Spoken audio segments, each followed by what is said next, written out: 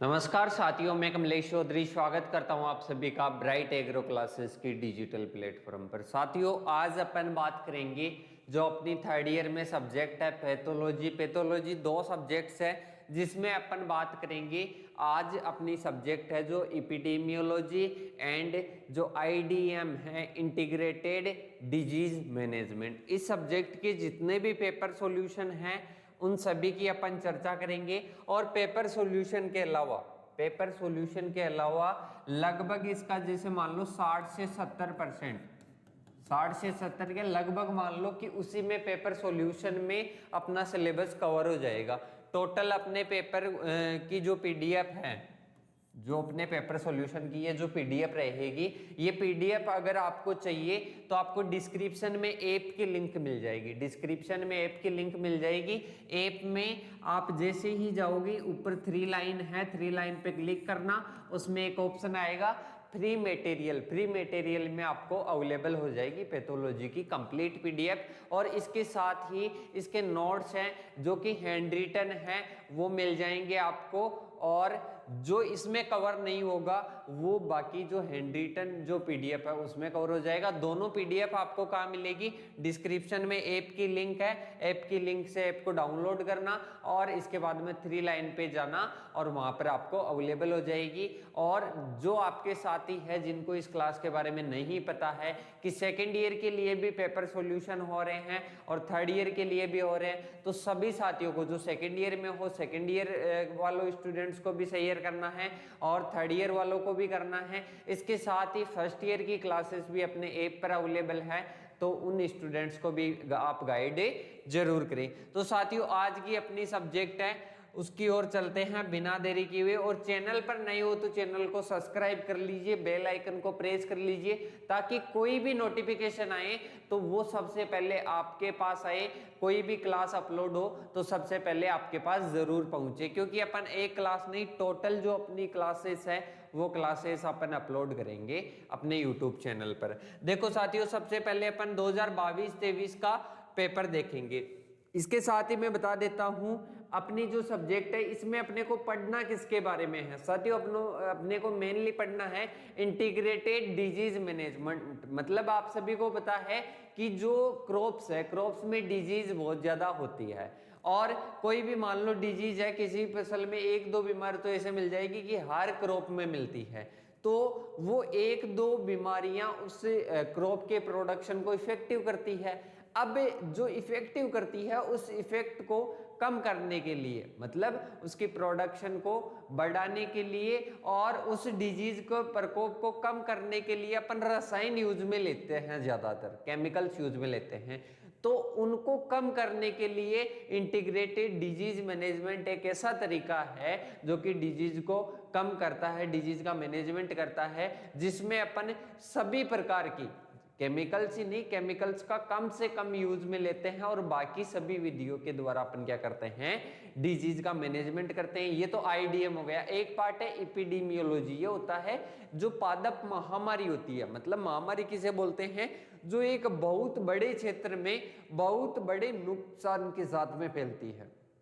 मतलब एक particular area मान लो कि ये एरिया है, अब इस एरिया में वो बीमारी फैलेगी, बहुत बड़ा एरिया होगा और बहुत बड़े नुकसान के साथ। इससे नुकसान भी क्या होगा, बहुत ज्यादा होगा, इसके साथ फैलेगी। इसको क्या बोलते हैं? एपिडेमियोलॉजी। तो अपनी सिलेबस है, अपना जो सब्जेक्ट है, इसके 2 पार्ट है, एपिडेमियोलॉजी एंड आईडीएम। तो उन सभी की अपन चर्चा करेंगे। देखो साथियों, सबसे पहले 2022-23 के पेपर की डेफिनेशन की चर्चा करेंगे।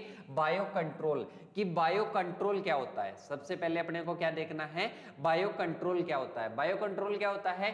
किसी भी रोग के नियंत्रण के लिए अपन जब सूक्ष्म जीवों का यूज करते हैं ना, तो उसी को क्या बोलते हैं? बायो कंट्रोल या जैविक नियंत्रण कहते हैं। क्या कहते हैं? बायो कंट्रोल या जैविक नियंत्रण कहते हैं।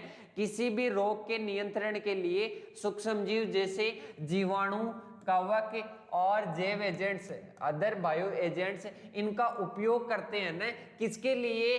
किसी रोग के, कोई भी रोग के लिए उसको नियंत्रण करने के लिए, मैनेजमेंट करने के लिए अगर सूक्ष्म जीवों का यूज करें, जैसे बैक्टीरिया वगैरह बायो एजेंट्स अदर्स आ जाएंगे, तो इसको क्या बोलते हैं, बायो कंट्रोल कहते हैं। क्या कहते हैं साथियों, बायो कंट्रोल कहते हैं। इसके बाद में है स्पोर्डिक, मतलब छुटपुट रोग क्या होता है, ये जो स्पोर्डिक है ये क्या है, ये अपना है ग्रीक वर्ड, कौन से वर्ड से लिया गया है, कौन सी भाषा के शब्द से लिया गया है, ग्रीक भाषा के शब्द से लिया गया है।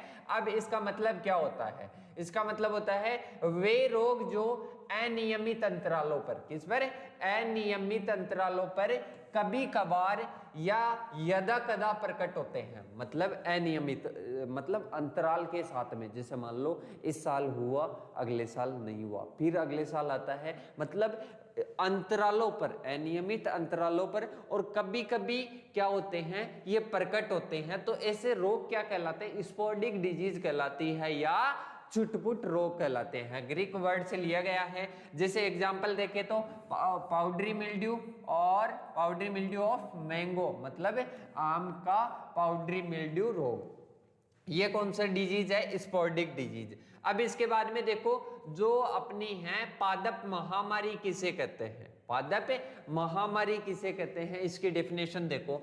विज्ञान की वह शाखा, मतलब एपिडेमियोलॉजी किसे कहते हैं, विज्ञान की वह शाखा जिसमें पादप महामारियों का, एक तो पादप महामारियों का और इसके साथ ही इनको प्रभावित करने वाले कारकों का अध्ययन किया जाता है। मतलब विज्ञान की ऐसी शाखा जिसके अंतर्गत पादप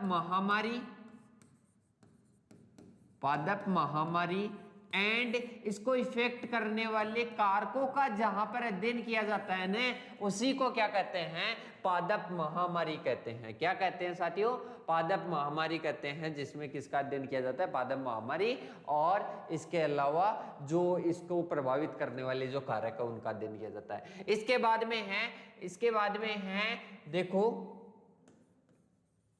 डिजीज पिरामिड, कि डिजीज पिरामिड किसे कहते हैं। डेफिनेशंस है, किसी पैथोजन द्वारा, कोई भी पैथोजन या रोगजनक है, पैथोजन को हिंदी में क्या बोलते हैं, रोगजनक, किसी पैथोजन द्वारा पौधों को पहुंचाई जाने वाली क्षति का वर्णन।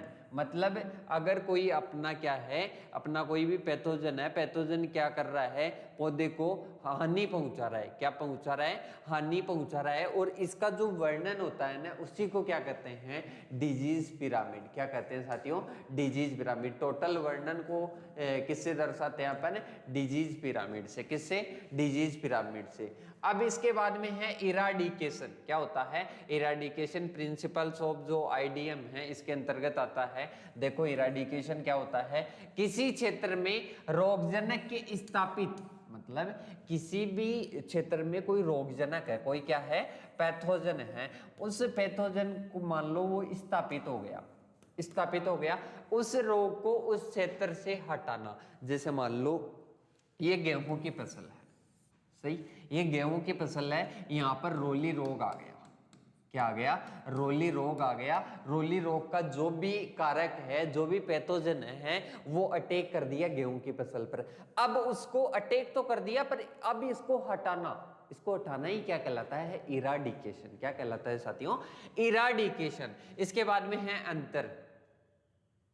देखो अंतर है हॉरिजॉन्टल रेसिस्टेंस और वर्टिकल रेसिस्टेंस में अंतर। किसमें है, हॉरिजॉन्टल रेसिस्टेंस और वर्टिकल रेसिस्टेंस में अंतर। देखो किसी भी पैथोजन के सभी, मतलब कोई भी मान लो अपना क्या है, पैथोजन है। अब पैथोजन है, उस पैथोजन के लिए प्रतिरोधकता, देखो ध्यान से समझना इसको, एक तो है हॉरिजॉन्टल रेसिस्टेंस और एक क्या है अपना वर्टिकल रेसिस्टेंस। अब देखो, अब अपना किसी भी, ये जो हॉरिजॉन्टल रेसिस्टेंस है और एक क्या है जो वर्टिकल रेसिस्टेंस है, ये तो क्या करता है, सभी जो पैथोजन होते हैं, पैथोजन के जो सभी अवयव, सभी जीन होते हैं, सभी उसके टाइप्स होते हैं, उन सभी के प्रति क्या दर्शाता है, प्रतिरोधकता या रेसिस्टेंस दर्शाता है। ये स्पेसिफिक, मतलब एक विशेष के लिए ही क्या दर्शाएंगे, प्रतिरोधकता दर्शाएंगे।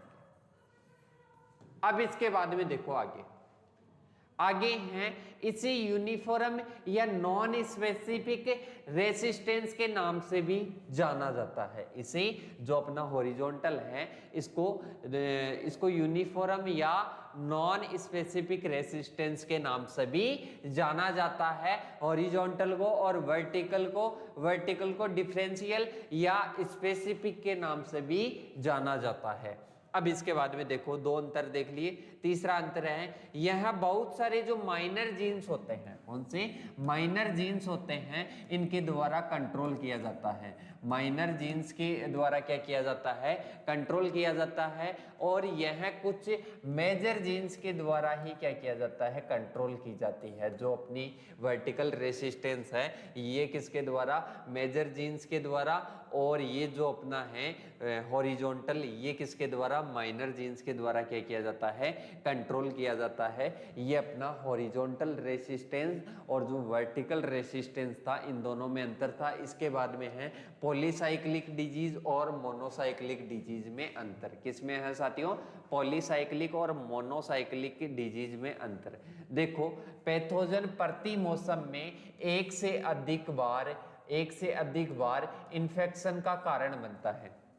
मतलब जैसे मान लो एक सीजन है, कोई भी शरद ऋतु मान लो, शरद ऋतु में अगर कोई पैथोजन, कोई रोग कारक एक से ज्यादा बार इन्फेक्शन फैलाता है फसल में, एक से ज्यादा बार क्या फैलाता है, इन्फेक्शन फैलाता है, किसमें, संक्रमण फैलाता है फसल में, तो उसे क्या कहते हैं, उसे कहते हैं पॉलीसाइक्लिक। और इसमें क्या फैलाएगा, एक बार ही संक्रमित करेगा फसल को, ओनली एक बार, एक सीजन में ओनली एक मौसम में एक बार ही क्या करेगा, इन्फेक्टेड करेगा फसल को। इसे क्या कहते हैं, मोनोसाइक्लिक डिजीज। क्या कहते हैं साथियों, मोनोसाइक्लिक डिजीज। अब इसके बाद में देखो, इसके बाद में दूसरा अंतर है पॉलीसाइक्लिक में, इससे प्राइमरी या सेकेंडरी इनोकुलम शामिल होते हैं। इसमें प्राइमरी इनोकुलम भी शामिल होता है और सेकेंडरी इनोकुलम दोनों सम्मिलित होते हैं। और इसमें जो अपना मोनोसाइक्लिक डिजीज होते हैं उसमें ओनली जो प्राथमिक निवेश द्रव्य होता है, प्राइमरी इनोकुलम होता है, वो ही शामिल होता है। इसके बाद में देखो नेक्स्ट है प्राइमरी इन्फेक्शन पैथोजन द्वारा। मतलब प्राइमरी इन्फेक्शन पैथोजन द्वारा नियमित संरचनाएं जैसे माइसीलियम स्क्लेरोसिया और स्यूडोस्क्लेरोसिया द्वारा, वह सेकेंडरी इन्फेक्शन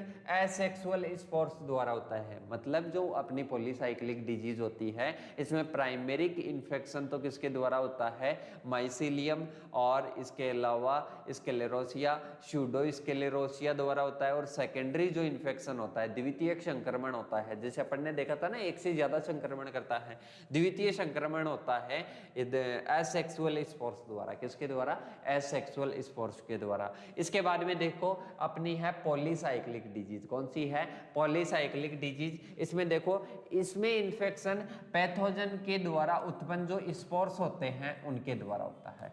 पैथोजन के द्वारा जो स्पोर्स उत्पन्न होते हैं उनके द्वारा कौन सा होता है, पॉलीसाइक्लिक होता है। अब इसके बाद में देखो आगे, इसके बाद में देखो अंतर में देख लो, डिजीज कौन सी है पॉलीसाइक्लिक, अर्ली और late blight of potato, wheat rust और बीन रस्ट, ये तो किसके हो जाएंगे, पॉलीसाइक्लिक के। इसके बाद में देखो स्पोर्स मर्दा में ओवर सीजनिंग अवस्था में रहते हैं। कौन सी अवस्था में रहते हैं, ओवर सीजनिंग अवस्था में रहते हैं। और इसके बाद में देख लो, इसमें है फ्यूजेरियम विल्ट। क्या हो जाएगा, फ्यूजेरियम विल्ट। फ्यूजेरियम विल्ट कौन सी डिजीज हो जाएगी, मोनोसाइक्लिक। अब इसके बाद में पांचवा क्वेश्चन है अपना, पांचवा क्वेश्चन क्या है, पांचवा है डिस्क्राइब, मतलब इसमें अपने को किसके बारे में बताना है, प्रिंसिपल्स ऑफ आईडीएम। आईडीएम की फुल फॉर्म क्या होती है, इंटीग्रेटेड डिजीज मैनेजमेंट। क्या होता है साथियों, इंटीग्रेटेड डिजीज मैनेजमेंट। अब इसमें क्या है, इंटीग्रेटेड जो डिजीज मैनेजमेंट है इसके प्रिंसिपल्स, मतलब अपने को देखना है कि कोई भी अपने को डिजीज मैनेजमेंट करना है तो उसके प्रिंसिपल्स क्या होते हैं। इसके प्रिंसिपल्स देखो साथियों, सबसे पहले है अवॉइडेंस। सबसे पहले क्या है, अवॉइडेंस। इसके बाद में है एक्सक्लूजन। इसके बाद में है इराडिकेशन, प्रोटेक्शन, रेसिस्टेंस और थेरेपी। मतलब हिंदी में बात करें तो वर्जन, फिर है बहिष्करण, फिर है उन्मूलन, बचाव और प्रतिरोधकता और उपचार। ये 6 प्रकार के क्या है आपके प्रिंसिपल्स ऑफ आईडीएम हैं। शायद अगर आपने पढ़ी हो 12th में एग्रीकल्चर बायोलॉजी, उसमें ये सारे प्रिंसिपल्स दे रखे हैं डिटेल से। पढ़ी तो होगी पर भूल गए होंगे शायद। देखिए इसके बाद में है अवॉइडेंस के बारे में डिटेल से दिया गया है। इसमें देखो अवॉइडेंस का मतलब क्या होता है। अवॉइड मतलब बचाना, अवॉइड मतलब बचाना। कोई भी डिजीज आ रही है उससे पहले क्या करो, आप उसको बचाने की कोशिश करो, बचाव के उपाय करो। इस सिद्धांत के अंतर्गत परपोषी को रोगजनक के संपर्क में आने से क्या किया जाता है, अवॉइड किया जाता है, बचाया जाता है। इसके बाद में देखो इसके अंतर्गत निम्नलिखित उपाय सम्मिलित होते हैं। जियोग्राफिकल एरियाज मतलब कोई भी अपना भौगोलिक क्षेत्र है उसमें आने से अपन क्या करते हैं, रोकते हैं। डिजीज को आने से क्या करते हैं, रोकते हैं। इसके बाद में सिलेक्शन ऑफ फील्ड मतलब कोई अपना फील्ड है उस फील्ड को बचाव करते हैं। एक फील्ड का मतलब जैसे मान लो अगर बड़े स्तर पर बचाव करें तो एक जियोग्राफिकल एरिया आ जाएगा, अगर छोटे स्तर पर बात करें तो सिलेक्शन ऑफ फील्ड आ जाएगा। इसके बाद में सिलेक्शन ऑफ वैरायटी, अगर और भी छोटे भाग पर करें तो selection of variety, selection of seed planting material, और इसके बाद में डीप सोविंग करे और रेसिस्टेंट वैरायटी यूज में लेवे। तो ये क्या हो जाएगा, अवॉइडेंस मतलब किसी भी डिजीज से बचाना, अपनी क्रॉप को किसी भी डिजीज से बचाना। अब इसके बाद में देखो आगे है एक्सक्लूजन। एक्सक्लूजन का मतलब होता है बहिष्करण। देखो इस सिद्धांत के अंतर्गत किसी बाह्य रोग, कोई बाह्य रोग है, इसको नए क्षेत्र में प्रवेश करने से वह स्थापित होने से रोका जाता है। जैसे साथियों, जैसे मान लो कहीं पर कोई दूसरे राज्य में, मान लो दूसरे जिले में, मान लो दूसरे देश में, मान लो अब वहां पर कोई डिजीज है तो वहां से आप कोई भी इंपोर्ट या एक्सपोर्ट कर रहे हो तो इंपोर्ट ऐसी चीजें मत करो जिनके साथ में कोई रोग आए, कोई डिजीज आए, कोई बीमारी आए। तो अपने को बहिष्करण एक्सक्लूजन में इसी चीज का ध्यान रखा जाता है कि कोई बाह्य रोगों का नए क्षेत्र में इंपोर्ट नहीं होनी चाहिए। देखो इसमें सीड ट्रीटमेंट अपने को करना चाहिए। कोई भी वेराइटी लाते हैं सीड ट्रीटमेंट करो, सर्टिफिकेशन सीड लाओ। इसके बाद में प्लांट क्वारंटाइन मतलब इसका मतलब होता है कि बाहर से कोई भी ला रहे हैं ना, कोई भी वेराइटी ला रहे हैं तो उसको कुछ समय के लिए क्या रखो, क्वारंटाइन रखो। इसके बाद में देखो क्रॉप इंस्पेक्शन मतलब जो भी क्रॉप अपन ला रहे हैं, कोई भी क्रॉप लगा रहे हैं तो उसका बार बार क्या करो, निरीक्षण करो। पैथोजन फ्री स्टॉक्स मतलब इसका मतलब होता है कि कोई भी अपन स्टॉक्स, कोई भी सामग्री अपन काम में ले रहे हैं, किसमें, बुआई में, तो बुआई में जो सामग्री अपन यूज में ले रहे हैं ना, वो सामग्री कैसी होनी चाहिए, वो होनी चाहिए फ्री फॉर, किसके लिए, पैथोजन के लिए, रोगजनक से क्या होनी चाहिए, मुक्त होनी चाहिए। इसके बाद में है इराडिकेशन। इराडिकेशन का मतलब क्या होता है, अब जो रोग था वो रोग अपनी फसल में तो आ गया, फसल में आ गया, मतलब अब उसको क्या करना है, अब उसको हटाना है, मतलब उस रोग को क्या करना है, दूर करना है। तो इसको क्या बोलते हैं, इराडिकेशन बोलते हैं। क्या बोलते हैं, इराडिकेशन बोलते हैं। इसमें कल्चरल मेथड यूज में लेते हैं और फिजिकल मेथड यूज में लेते हैं, बायोलॉजिकल मेथड यूज में लेते हैं और केमिकल मेथड से यूज में लेते हैं। इसके बाद में देखो प्रोटेक्शन। नेक्स्ट है प्रोटेक्शन। इस सिद्धांत के अनुसार पौधों को संक्रमित या रोगग्रस्त होने से पहले ही बचाने के उपाय करते हैं। जैसे मान लो अपन मैं बाजरे की क्रॉप लगा रहा हूं, अब मैं जो बाजरे की क्रॉप लगा रहा हूं तो अब मेरे को भविष्य के लिए पहले ही उपाय करना चाहिए कि अगर उसमें कोई अर्गट रोग होगा तो मैं पहले ही उसको बीज उपचारित करके उसको लगाऊंगा, मतलब सीड ट्रीटमेंट करेंगे और एनवायरमेंटल चेंजेस का ध्यान रखेंगे। इसके बाद में है रेसिस्टेंस, मतलब क्या होता है, कोई भी क्रॉप है, जैसे मान लो बाजरे में अर्गट हमेशा होता है, बाजरे में अर्गट हमेशा होता है, गेहूं में रोली रोग होता है, तो उससे रेसिस्टेंट वेराइटी तैयार कर लो, उस प्लांट में उनके प्रति प्रतिरोध उत्पन्न कर दो, तो ये क्या होता है, रेसिस्टेंस होता है। फिर इसके बाद में है थेरेपी। देखो रोगी पौधों का। अब मान लो रोग अपने जो क्रॉप है उसमें फैल गया, अब उसका क्या करना है, इलाज करना है।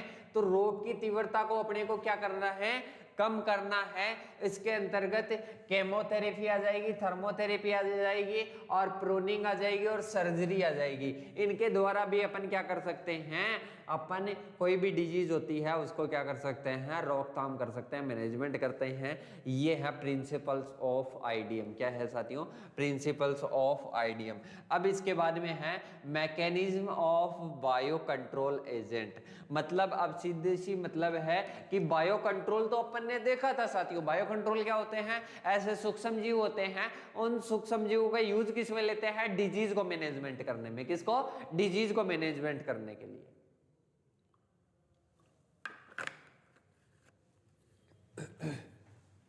देखो अब अपने को इतना पता है कि अपन जो बायो कंट्रोल है उनका यूज किस में लेते हैं, कोई भी डिजीज है उसको कंट्रोल करने के लिए। अब अपने को बायो कंट्रोल, बायो एजेंट्स होते हैं उनका पता भी है कौन कौन से होते हैं, सूक्ष्म जीव, बैक्टीरिया वगैरह होते हैं। अब उनके द्वारा जो कंट्रोल करने की क्या है, उनकी मैकेनिज्म है, उनकी जो क्रियाएं हैं, मोड ऑफ एक्शन है, उन सभी की अपन चर्चा करेंगे। देखो वे सूक्ष्म जीव जिनका उपयोग हानिकारक सूक्ष्म जीवों को नष्ट करने, मतलब जो हानिकारक सूक्ष्म जीव क्या कर रहे हैं, रोग फैला रहे हैं, उनको नष्ट करने के लिए किया जाता है, उनको क्या कहते हैं, बायो कंट्रोल एजेंट कहते हैं। बायो कंट्रोल एजेंट का उपयोग करते हैं अपन जो भी, तो उस समय की जो क्रियाविधि है, मतलब मैकेनिज्म है, उसके मेन फैक्टर हैं 7। कितने हैं, मेन 7 फैक्टर हैं। पहले इनके नाम देखो फिर इनके डिटेल से देखते हैं। पहला है एंटीबायोसिस। पहला क्या है साथियों, एंटीबायोसिस। फिर है सिम्बायोसिस, फिर है कंपटीशन, फिर इसके बाद में है माइकोपैरासिटिज्म, और इसके बाद में है म्यूटालिज्म, इसके बाद में है कमेंसलिज्म, इसके बाद में है एंटागोनिज्म। क्या है साथियों, एंटागोनिज्म। इनका हिंदी में भी अर्थ समझेंगे और इनकी प्रोसेस भी देखेंगे कि क्या प्रोसेस होती है, ये क्या क्रियाएं होती है, इनकी मैकेनिज्म। देखो अब सबसे पहले है एंटीबायोसिस। क्या है, एंटीबायोसिस की, एंटीबायोसिस होता क्या है सबसे पहले ये जानते हैं।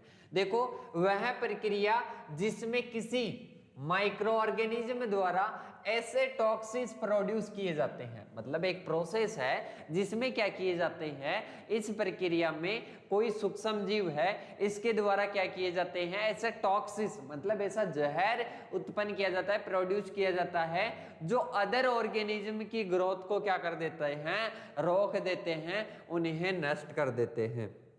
देखो साथियों एंटीबायोसिस का मतलब होता है कि कोई सूक्ष्म जीव है, वो सूक्ष्म जीव एक ऐसा पदार्थ क्या करेगा, प्रोड्यूस करेगा, जो कि क्या करेगा, अन्य सूक्ष्म जीव पर जो हानिकारक है उस पर हानिकारक प्रभाव डालेगा और उसकी वृद्धि को क्या कर देगा, रोक देगा। तो ये क्या होता है, एंटीबायोसिस होता है। और अपना मेन बेसिक पॉइंट क्या था, mechanism of bio control agent.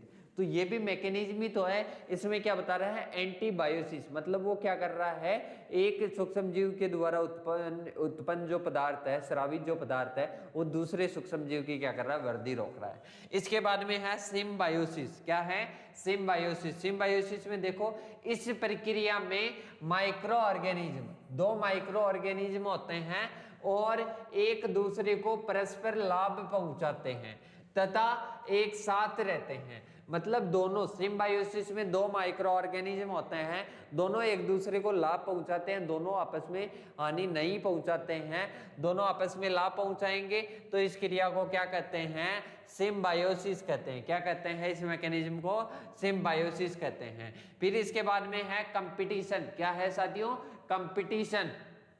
देखो इस बायो कंट्रोल एजेंट्स में, मतलब इस बायो कंट्रोल कंपटीशन की जो ये क्रिया है, इसमें इस बायो कंट्रोल एजेंट्स में 2 एजेंट्स बैक्टीरिया व फंगस, मतलब क्या होते हैं साथ में, एक तो बैक्टीरिया होता है, एक क्या होता है, फंगस होता है।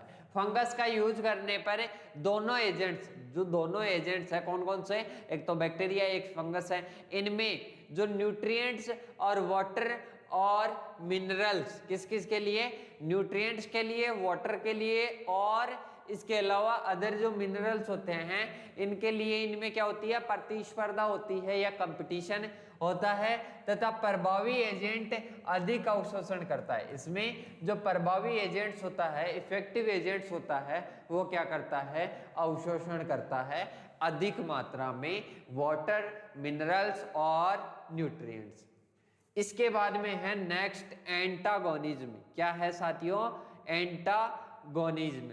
देखो इस प्रक्रिया में दो माइक्रो ऑर्गेनिज्म होते हैं। क्या रहते हैं, दो माइक्रो ऑर्गेनिज्म एक साथ रहते हैं, परंतु इनमें से एक अधिक प्रभावशाली होता है। एक क्या होता है, अधिक प्रभावशाली रहता है, और इसके अलावा दूसरा होता है वो क्या होता है, कम प्रभावशाली होता है। सही। और इसमें जो क्या करता है, माइक्रो ऑर्गेनिज्म का क्या करता है, कम प्रभावशाली का क्या करता है, विरोध करता है और उसकी ग्रोथ को रोक देता है। सीधी सी बात है, दो क्या है, माइक्रो ऑर्गेनिज्म है, एक प्रभावशाली है, एक कम प्रभावशाली है। ये इसकी ग्रोथ को क्या करेगा, प्रभावित करके उसकी ग्रोथ को क्या कर देगा, रोक देगा। इसको क्या बोलते हैं, एंटागोनिज्म। क्या कहते हैं साथियों, एंटागोनिज्म। इसके बाद में है नेक्स्ट माइकोपैरासिटिज्म। क्या है, माइकोपैरासिटिज्म। अब इसमें देखो, इस प्रक्रिया में एक कवक दूसरे कवक पर किसके रूप में रहता है, परजीवी के रूप में रहता है। इस प्रक्रिया में एक कवक दूसरे कवक पर कैसे रहता है, परजीवी के रूप में रहता है। और इसके अलावा कवक तब तक जीवित रहता है, जो कवक है तब तक जीवित रहता है जब तक परजीवी से इसे पोषण प्राप्त होता रहता है। मतलब दो इसमें कवक रहते हैं, दो कवक में से एक कवक दूसरे पर क्या रहेगा, आश्रित रहेगा। और कब तक रहेगा, जब तक वो जीवित रहता है, जब तक वो पोषण देता रहता है, परजीवी। अब इसके बाद में देखो म्यूटालिज्म। म्यूटालिज्म में क्या होता है, इस प्रक्रिया में दो माइक्रो ऑर्गेनिज्म, कितने, दो माइक्रो ऑर्गेनिज्म जो एक साथ रहते हैं। कैसे रहते हैं, दोनों माइक्रो ऑर्गेनिज्म एक साथ रहते हैं और दोनों को आपस में क्या करते हैं, लाभ पहुंचाते हैं। इसको बोलते हैं म्यूटालिज्म। इसके बाद में है कमेंसलिज्म। इसमें क्या होता है साथियों, इसमें दो या दो से अधिक क्या होते हैं, माइक्रो ऑर्गेनिज्म होते हैं। दो या दो से अधिक माइक्रो ऑर्गेनिज्म होते हैं और वो क्या रहते हैं, आपस में साथ में रहते हैं, परंतु इसमें से एक माइक्रो ऑर्गेनिज्म को लाभ और एक को न लाभ व न हानि होती है। मतलब जैसे मान लो दो माइक्रो ऑर्गेनिज्म है, इनमें से एक को तो क्या होगा, लाभ होगा, और एक को न ही तो लाभ होगा न ही हानि होगी। ये मैकेनिज्म ऑफ जो बायो कंट्रोल एजेंट्स थे उनकी मैकेनिज्म अपन ने देख ली है। इसके बाद में अपन देखते हैं केमिकल कंपोनेंट्स ऑफ आईडीएम। मतलब साथियों अपने को देखना है जो इंटीग्रेटेड डिजीज मैनेजमेंट है, इसके केमिकल कंपोनेंट्स कौन कौन से होते हैं। जैसे अपने को पता है जो आईडीएम है, आईडीएम में अपन होस्ट रेसिस्टेंस मान लो, इसके अलावा कल्चरल प्रैक्टिसेस, फिजिकल प्रैक्टिसेस, इसके अलावा अपन केमिकल प्रैक्टिसेस, केमिकल कंट्रोल भी करते हैं। तो केमिकल कंपोनेंट्स ऑफ आईडीएम क्या होते हैं, इनके बारे में चर्चा करेंगे। देखो केमिकल कंपोनेंट्स ऑफ आईडीएम में सबसे पहले हैं फंजीसाइड। सबसे पहले अपन क्या यूज में लेते हैं, केमिकल कंपोनेंट्स में फंजीसाइड यूज में लेते हैं। इनको देखो, ये किसका नियंत्रण करते हैं, ये फंगस का, कवक का क्या करते हैं, नियंत्रण करते हैं। ये रसायन कवक रोगों को नियंत्रित करने के लिए, ये रसायन कवक रोगों को नियंत्रित करने के लिए निर्मित किए गए हैं। मतलब जो कवक के द्वारा उत्पन्न जो भी रोग होते हैं उनको नियंत्रण कौन करता है, मैनेजमेंट कौन करता है, फंजीसाइड। फंजीसाइड जैसे इसका एग्जांपल देख सकते हो, मैनकोजेब हो गया, प्रोपिकोनाजोल हो गया, इसके अलावा एजोक्सीस्ट्रोबिन हो गया। ये क्या करते हैं, ये फंजीसाइड जो फंगस के द्वारा जो भी बीमारियां होती है, जो भी डिजीज होती है, उनका नियंत्रण करता है। पहला कंपोनेंट कौन सा हो गया, फंजीसाइड। इसके बाद में है दूसरा इंसेक्टिसाइड। दूसरा कौन सा है साथियों, इंसेक्टिसाइड। इंसेक्टिसाइड में देखो इन रसायनों का निर्माण, जो ये रसायन है इनका निर्माण उन कीटों के नियंत्रण के लिए किया गया है। मतलब इंसेक्टिसाइड का मतलब होता है इंसेक्ट को कंट्रोल करना। अब आप सभी को पता है कि अपन इंसेक्टिसाइड यूज किसके लिए करेंगे, जो क्रॉप को हानि पहुंचा रहे, जो इंसेक्ट क्रॉप को हानि पहुंचा रहे उनके नियंत्रण के लिए इंसेक्टिसाइड का यूज लेंगे। अब इसके बाद में है डिजीज को फैलाने में योगदान करते हैं उन इंसेक्ट का क्या किया जाता है, कंट्रोल किया जाता है। पायरेथ्रोइड्स और इसके अलावा ऑर्गेनोफॉस्फेट और नियोनिकोटिनॉइड्स, क्या है, नियोनिकोटिनॉइड्स, ये क्या है, ये अपने हैं इंसेक्टिसाइड। कौन से हैं, इंसेक्टिसाइड जो ओनली इंसेक्ट्स का क्या करते हैं, कंट्रोल करते हैं। इसके बाद में है हर्बिसाइड। हर्बिसाइड क्या करते हैं, हर्बिसाइड ओनली किसका कंट्रोल करते हैं, ये ओनली जो खरपतवार। अब आप सभी को पता है खरपतवारों में जो खरपतवार होती है ना, खरपतवार में आपने देखा होगा खरपतवारों में भी इंसेक्ट वगैरह और बीमारियों के जो पैथोजन वगैरह है वो उपस्थित होते हैं। तो हर्बिसाइड, हर्बिसाइड किसके लिए यूज लेते हैं, खरपतवारों को नष्ट करने के लिए। देखो इन रसायनों का यूज उन खरपतवारों के नियंत्रण के लिए किया जाता है जो डिजीज को फैलाने में क्या होती है, सहायक होती है। मुख्यतः प्रयोग लिया जाने वाला जो हर्बिसाइड है वो कौन सा है, ग्लाइफोसेट। कौन सा है साथियों, ग्लाइफोसेट। इसके बाद में है बैक्टीरिसाइड्स। बैक्टीरिसाइड क्या होते हैं, ये जो बैक्टीरिया होते हैं, जो क्या होते हैं, जीवाणु होते हैं, इनके द्वारा जो बीमारियां फैलती हैं उनको नियंत्रित करने के लिए यूज किया जाता है। देखो बैक्टीरियल डिजीज को, जो जीवाणु के द्वारा फैलती है, उस डिजीज को कंट्रोल करने के लिए इन रसायनों का यूज किया जाता है। इनमें मुख्यतः कॉपर बेस्ड कंपाउंड सम्मिलित होते हैं। अब इसके बाद में देखो, इसके बाद में आ जाएंगे पीजीआर। पीजीआर का मतलब क्या होता है, प्लांट ग्रोथ रेगुलेटर्स। क्या होते हैं, पीजीआर का मतलब होता है प्लांट ग्रोथ रेगुलेटर्स। इनका प्रयोग पौधों के प्राकृतिक रक्षा तंत्र को बढ़ाने व समस्त पौधों के स्वास्थ्य को बढ़ावा देने के लिए किया जाता है। मतलब प्लांट ग्रोथ रेगुलेटर्स का यूज किसके लिए करते हैं, उनका जो प्राकृतिक रक्षा तंत्र है, रोगों के प्रति लड़ने की जो क्षमता है वो कौन बढ़ाता है, वो बढ़ाता है प्लांट ग्रोथ रेगुलेटर्स। ये अपना क्वेश्चन कंप्लीट होता है। इसके बाद में नेक्स्ट क्वेश्चन है अपना डिजीज एसेंशियल कंपोनेंट्स ऑफ एडिफाइटिक। मतलब जो अपनी पादप महामारी विज्ञान है, इसके कंपोनेंट्स कौन कौन से हैं, इनके बारे में चर्चा करते हैं साथियों।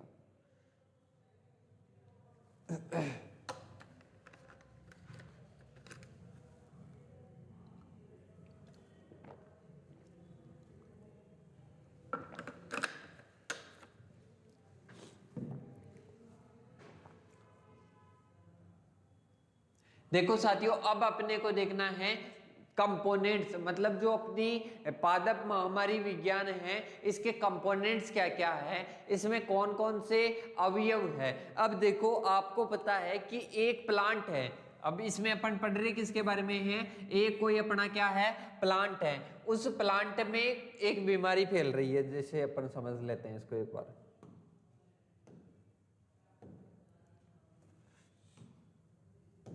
देखो एक अपना क्या है, प्लांट है। अब इसमें कोई पैथोजन आता है, क्या आता है, कोई पैथोजन आता है, वो इस प्लांट को क्या करता है, इफेक्ट करता है। इसको क्या बोलेंगे, होस्ट प्लांट।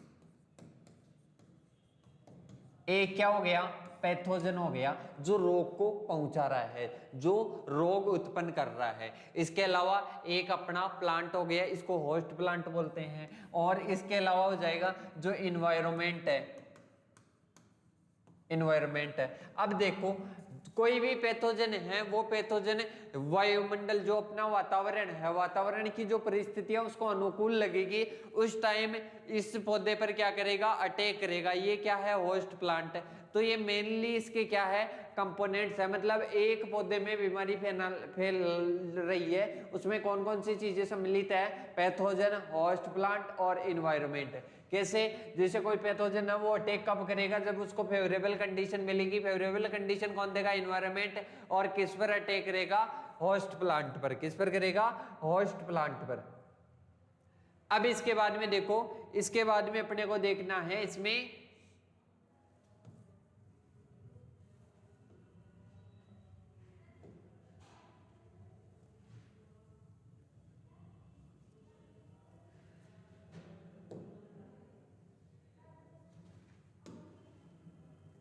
देखो, अब अपने को देखना है कंपोनेंट्स। कंपोनेंट्स के बारे में वैसे मैंने बात कर ली। सबसे पहला कौन सा है? सबसे पहला है पैथोजन। पैथोजन क्या करता है? कोई भी जैविक या अजैविक कारक हो सकता है जिसके कारण एक प्लांट में डिजीज उत्पन्न हो रही है, उसको क्या कहते हैं? पैथोजन या रोगजनक। क्या कहते हैं? पैथोजन या रोगजनक कहते हैं। क्या कहते हैं साथियों? पैथोजन या रोगजनक कहते हैं। जो क्या करवा रहा है, जो बीमारी उत्पन्न कर रहा है, जैसे कवक हो गया, जीवाणु हो गया और विषाणु हो गया, ये क्या हो जाते हैं? पैथोजन। इसके अलावा जो पैथोजन, जो अपना रोगजनक है, वो रोगजनक कौन से प्लांट पर, कौन से पौधे को इफेक्ट कर रहा है और उसको रोगी बना रहा है, उसमें रोग फैला रहा है, तो उसको क्या बोलते हैं? Host plant. जिस पर अटैक करता है और उसको रोगी बनाता है, वो क्या कहलाता है? वो कहलाता है होस्ट प्लांट। क्या कहलाता है? Host plant. इसके अलावा इन्वायरमेंट में जो कंडीशन, मतलब जैसे मान लो पैथोजन है, पैथोजन खुद की भी तो ग्रोथ करेगा ना, उसमें प्रजनन भी होता है, सब कुछ होता है। तो अब जो अपना पैथोजन है, पैथोजन को मतलब अपनी संख्या में ग्रोथ करने के लिए एक फेवरेबल कंडीशन चाहिए, तो वो फेवरेबल कंडीशन हो जाएगी कंपोनेंट्स। पहला कौन सा हो गया? पहला पैथोजन हो गया, दूसरा होस्ट प्लांट हो गया, तीसरा कौन सा हो गया? अपना इन्वायरमेंट हो गया। इसके बाद में है वेक्टर। क्या है? वेक्टर। अब देखो वेक्टर क्या होता है? जैसे मान लो अभी जो पैथोजन है, पैथोजन को एक स्थान से दूसरे स्थान पर कोई वाहक भी तो होना चाहिए, जो कि एक स्थान से पौधे तक, मतलब जो पैथोजन जहां पर स्थित है वहां से पौधे तक पहुंचाने के लिए वेक्टर ही तो कार्य करेगा। तो ये भी क्या है? कंपोनेंट है। देखो ऐसे जीव जो पैथोजन को एक स्थान से, मतलब एक परपोषी से दूसरे परपोषी तक पहुंचाने का कार्य करते हैं, उनको क्या कहते हैं? वेक्टर कहते हैं। क्या कहते हैं? वेक्टर कहते हैं। इसके बाद में है ससेप्टेबल पॉपुलेशन। देखो होस्ट प्लांट की एक उच्च सांद्रता, होस्ट प्लांट की क्या है? एक उच्च सांद्रता है। इसका मतलब होता है पॉपुलेशन, मतलब समग्र। देखो होस्ट प्लांट की एक उच्च सांद्रता जो विशिष्ट रोगजनक के प्रति संवेदनशील होती है और तथा रोग के संचरण में प्रसार में सहायक होती है। सीधा सा इसका मतलब होता है होस्ट प्लांट की ऐसी पॉपुलेशन जो कि क्या करती है? जो कि एक रोग के, एक डिजीज के प्रति क्या होती है? सहनशील होती है। और जो होस्ट प्लांट होता है उस रोग के प्रति क्या होता है? सहनशील होता है। और उसके संचरण और प्रसार में क्या होता है? ये सहायक होता है। अब इसके बाद में है रेसिस्टेंट ब्रेकडाउन। क्या है? Resistant breakdown. इसको समझो, पैथोजन्स के स्ट्रेंस का, पैथोजन के स्ट्रेंस का उद्भव होस्ट प्लांट के रेसिस्टेंस सिस्टम या मैकेनिज्म पर कंट्रोल कर सकता है। मतलब पैथोजन के जो स्ट्रेंस हैं उनका जो उद्भव है होस्ट प्लांट के रेसिस्टेंस सिस्टम या मैकेनिज्म पर क्या कर सकता है? कंट्रोल कर सकता है। ये क्या है? Resistant breakdown. ये क्या होते हैं? ये अपने कंपोनेंट्स कंप्लीट होते हैं।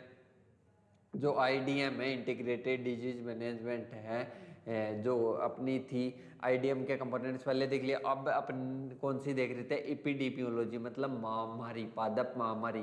पादप महामारी में जो अपनी फैलती है, जो बीमारी फैलती है एक पैथोजन के द्वारा, उसमें कंप्लीट प्रोसेस में जो जो अवयव सम्मिलित होते हैं उनको क्या बोलते हैं? कंपोनेंट्स। मतलब किसके कंपोनेंट्स? पादप महामारी विज्ञान के कंपोनेंट्स। अब इसके बाद में देखो आगे की ओर चलते हैं। इसके बाद में नेक्स्ट क्वेश्चन है अपना इंपॉर्टेंस ऑफ आईडीएम। पहला क्या है? Importance of IDM. इसमें दो चीज पूछ रहा है, importance and concept of IDM. तो साथियों मैं सीधा सा आपको बता देता हूं कि जो अपनी आईडीएम है, आईडीएम का मतलब क्या होता है? Integrated disease management. अब इंटीग्रेटेड डिजीज मैनेजमेंट है, इसमें जो अपना प्लांट है, प्लांट है, प्लांट पर डिजीज फैलती है। अब उसका अपन केमिकल्स का, ओनली केमिकल्स का यूज न करके आईडीएम की तकनीकी द्वारा क्या करते हैं, डिजीज का मैनेजमेंट करते हैं। कैसे मैनेजमेंट करते हैं, जैसे मान लो होस्ट प्लांट को रेसिस्टेंस करना, कल्चरल कंट्रोल करना, बायोलॉजिकल करना, फिजिकल करना और इसके अलावा केमिकल करना, मतलब इन सभी का यूज करते हैं।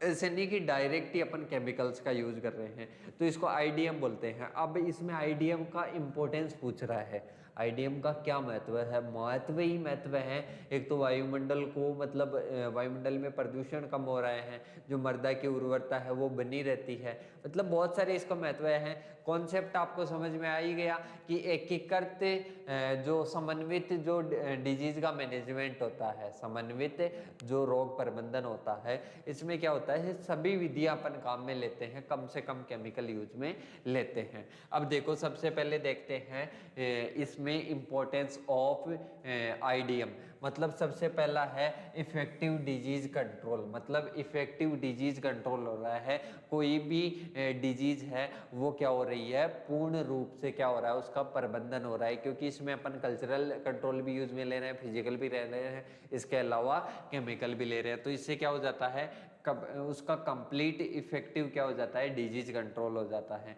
देखो आईडीएम की विभिन्न डिजीज कंट्रोल मेथड्स के द्वारा, जैसे कल्चरल, बायोलॉजिकल, केमिकल ईटीसी का अपन यूज करते हैं और इसके द्वारा क्या करते हैं, डिजीज का मैनेजमेंट करते हैं, जिससे कंप्लीट डिजीज का क्या हो जाता है, मैनेजमेंट हो जाता है। इसके बाद में है रेड्यूस्ड, मतलब डिपेंडेंसी ऑफ ऑन पेस्टिसाइड, मतलब क्या होता है साथियों, पहले ऐसा था कुछ टाइम कि उसमें ओनली पेस्टिसाइड्स पर यूज, जैसे मान लो कोई भी अपने को बीमारी का कंट्रोल करना है तो ओनली अपन क्या करते थे, केमिकल्स देते थे, केमिकल्स देते। पर अब जो आईडीएम की ऐसी तकनीक आई है जिसके द्वारा अपन सभी विधियों का, अन्य विधियों का यूज करके भी क्या कर सकते हैं, अपन कम से कम केमिकल्स का यूज करके भी रोग का प्रबंधन कर सकते हैं। मतलब जो पेस्टिसाइड्स थे इन पर डिपेंड क्या हो गया है, अब इन पर निर्भरता क्या हो गई है, कम हो गई है, क्या हो गई है, कम हो गई है। इसके बाद में है इनहैंस्ड रेसिलेंस, इसका मतलब समझो। देखो आईडीएम में कई दृष्टिकोण एकीकरण के कारण रोगों के खिलाफ फसलों या पौधों में लचीलापन बढ़ जाता है और विभिन्न विविध, मतलब जो रणनीतियां हैं उसका पैथोजन का क्या करती है, प्रतिरोध करती है। देखो इसमें क्या हो जाता है, रेसिस्टेंस हो जाती है। जैसे मान लो अपन पेस्टिसाइड ही पेस्टिसाइड दे रहे हैं, अब आप पेस्टिसाइड तो दे रहे हो पर एक टाइम ऐसा आएगा कि उसके प्रति प्रतिरोध हो जाएगा, फिर वो डिजीज का मैनेजमेंट ही नहीं होगा पेस्टिसाइड्स के द्वारा। तो अब इसमें ऐसी चीज नहीं है, आईडीएम के द्वारा अपन कंट्रोल कर सकते हैं।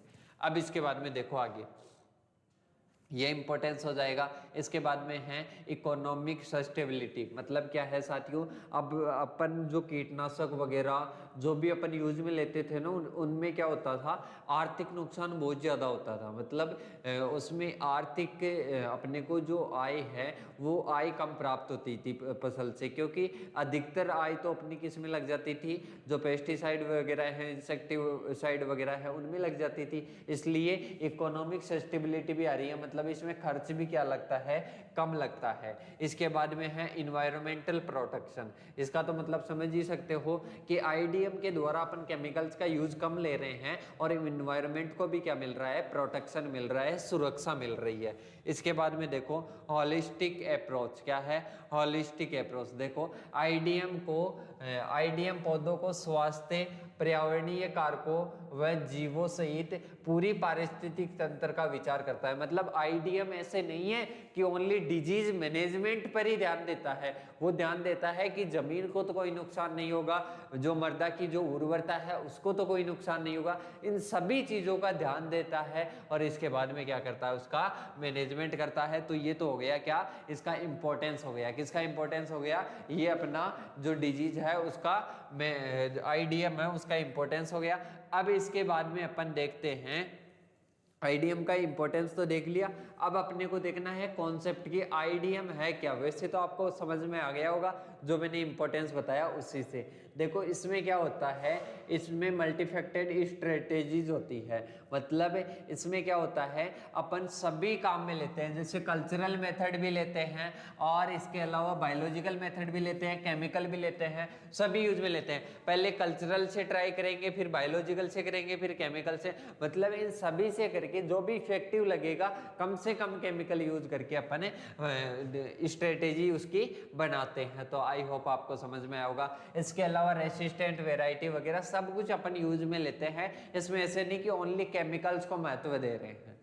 अब इसके बाद में एक तो कॉन्सेप्ट ये हो गया, इसके बाद में है कस्टमाइजेशन। कस्टमाइजेशन का मतलब समझो, इसमें क्या होता है, यह विशिष्ट फसलों, क्षेत्रों व पारिस्थितिक तंत्रों के क्या होता है, अनुकूल होता है। ऐसे नहीं है कि ये मान लो किसी भी पारिस्थितिक तंत्र को नुकसान पहुंचा रहा है, ये सभी के प्रति क्या होता है, अनुकूल होता है। अब इसके बाद में देखो प्रिवेंटिव मेजर्स, मतलब इसका मतलब क्या होता है, रोग फैलने की मान लो जैसे संभावना है कि अभी संभावनाएं हैं, तो उससे पहले भी अपन क्या कर सकते हैं, उसका मेजर कर सकते हैं, पहले ही उपाय देख सकते हैं। इसके अलावा जैसे मान लो निराई गुड़ाई करते हैं, तो ये कल्चरल प्रैक्टिस इसके अंतर्गत आता है, तो प्रिवेंटिव मेजर्स भी हो जाता है इसका।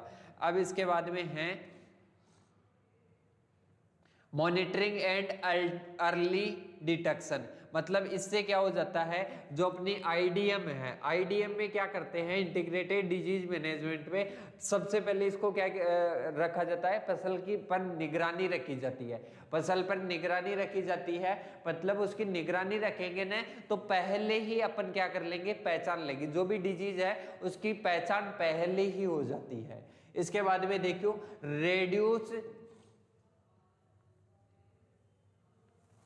रेड्यूस इन्वायरमेंटल इम्पैक्ट, मतलब जो इन्वायरमेंटल, जो अपने पर्यावरण पर जो विपरीत प्रभाव पड़ रहा था जो केमिकल्स के द्वारा, उसको भी क्या किया जा रहा है, कम किया जा रहा है। किसके द्वारा, आईडीएम के द्वारा। इसके बाद में है कोलैबोरेशन एंड एजुकेशन। देखो सूचना और शिक्षा आईडीएम को लागू करने और बनाए रखने में महत्वपूर्ण भूमिका निभाते हैं। तो ये कॉन्सेप्ट ऑफ आईडीएम हो गया, और इसके अलावा अपन ने इंपॉर्टेंस ऑफ आईडीएम की चर्चा कर ली।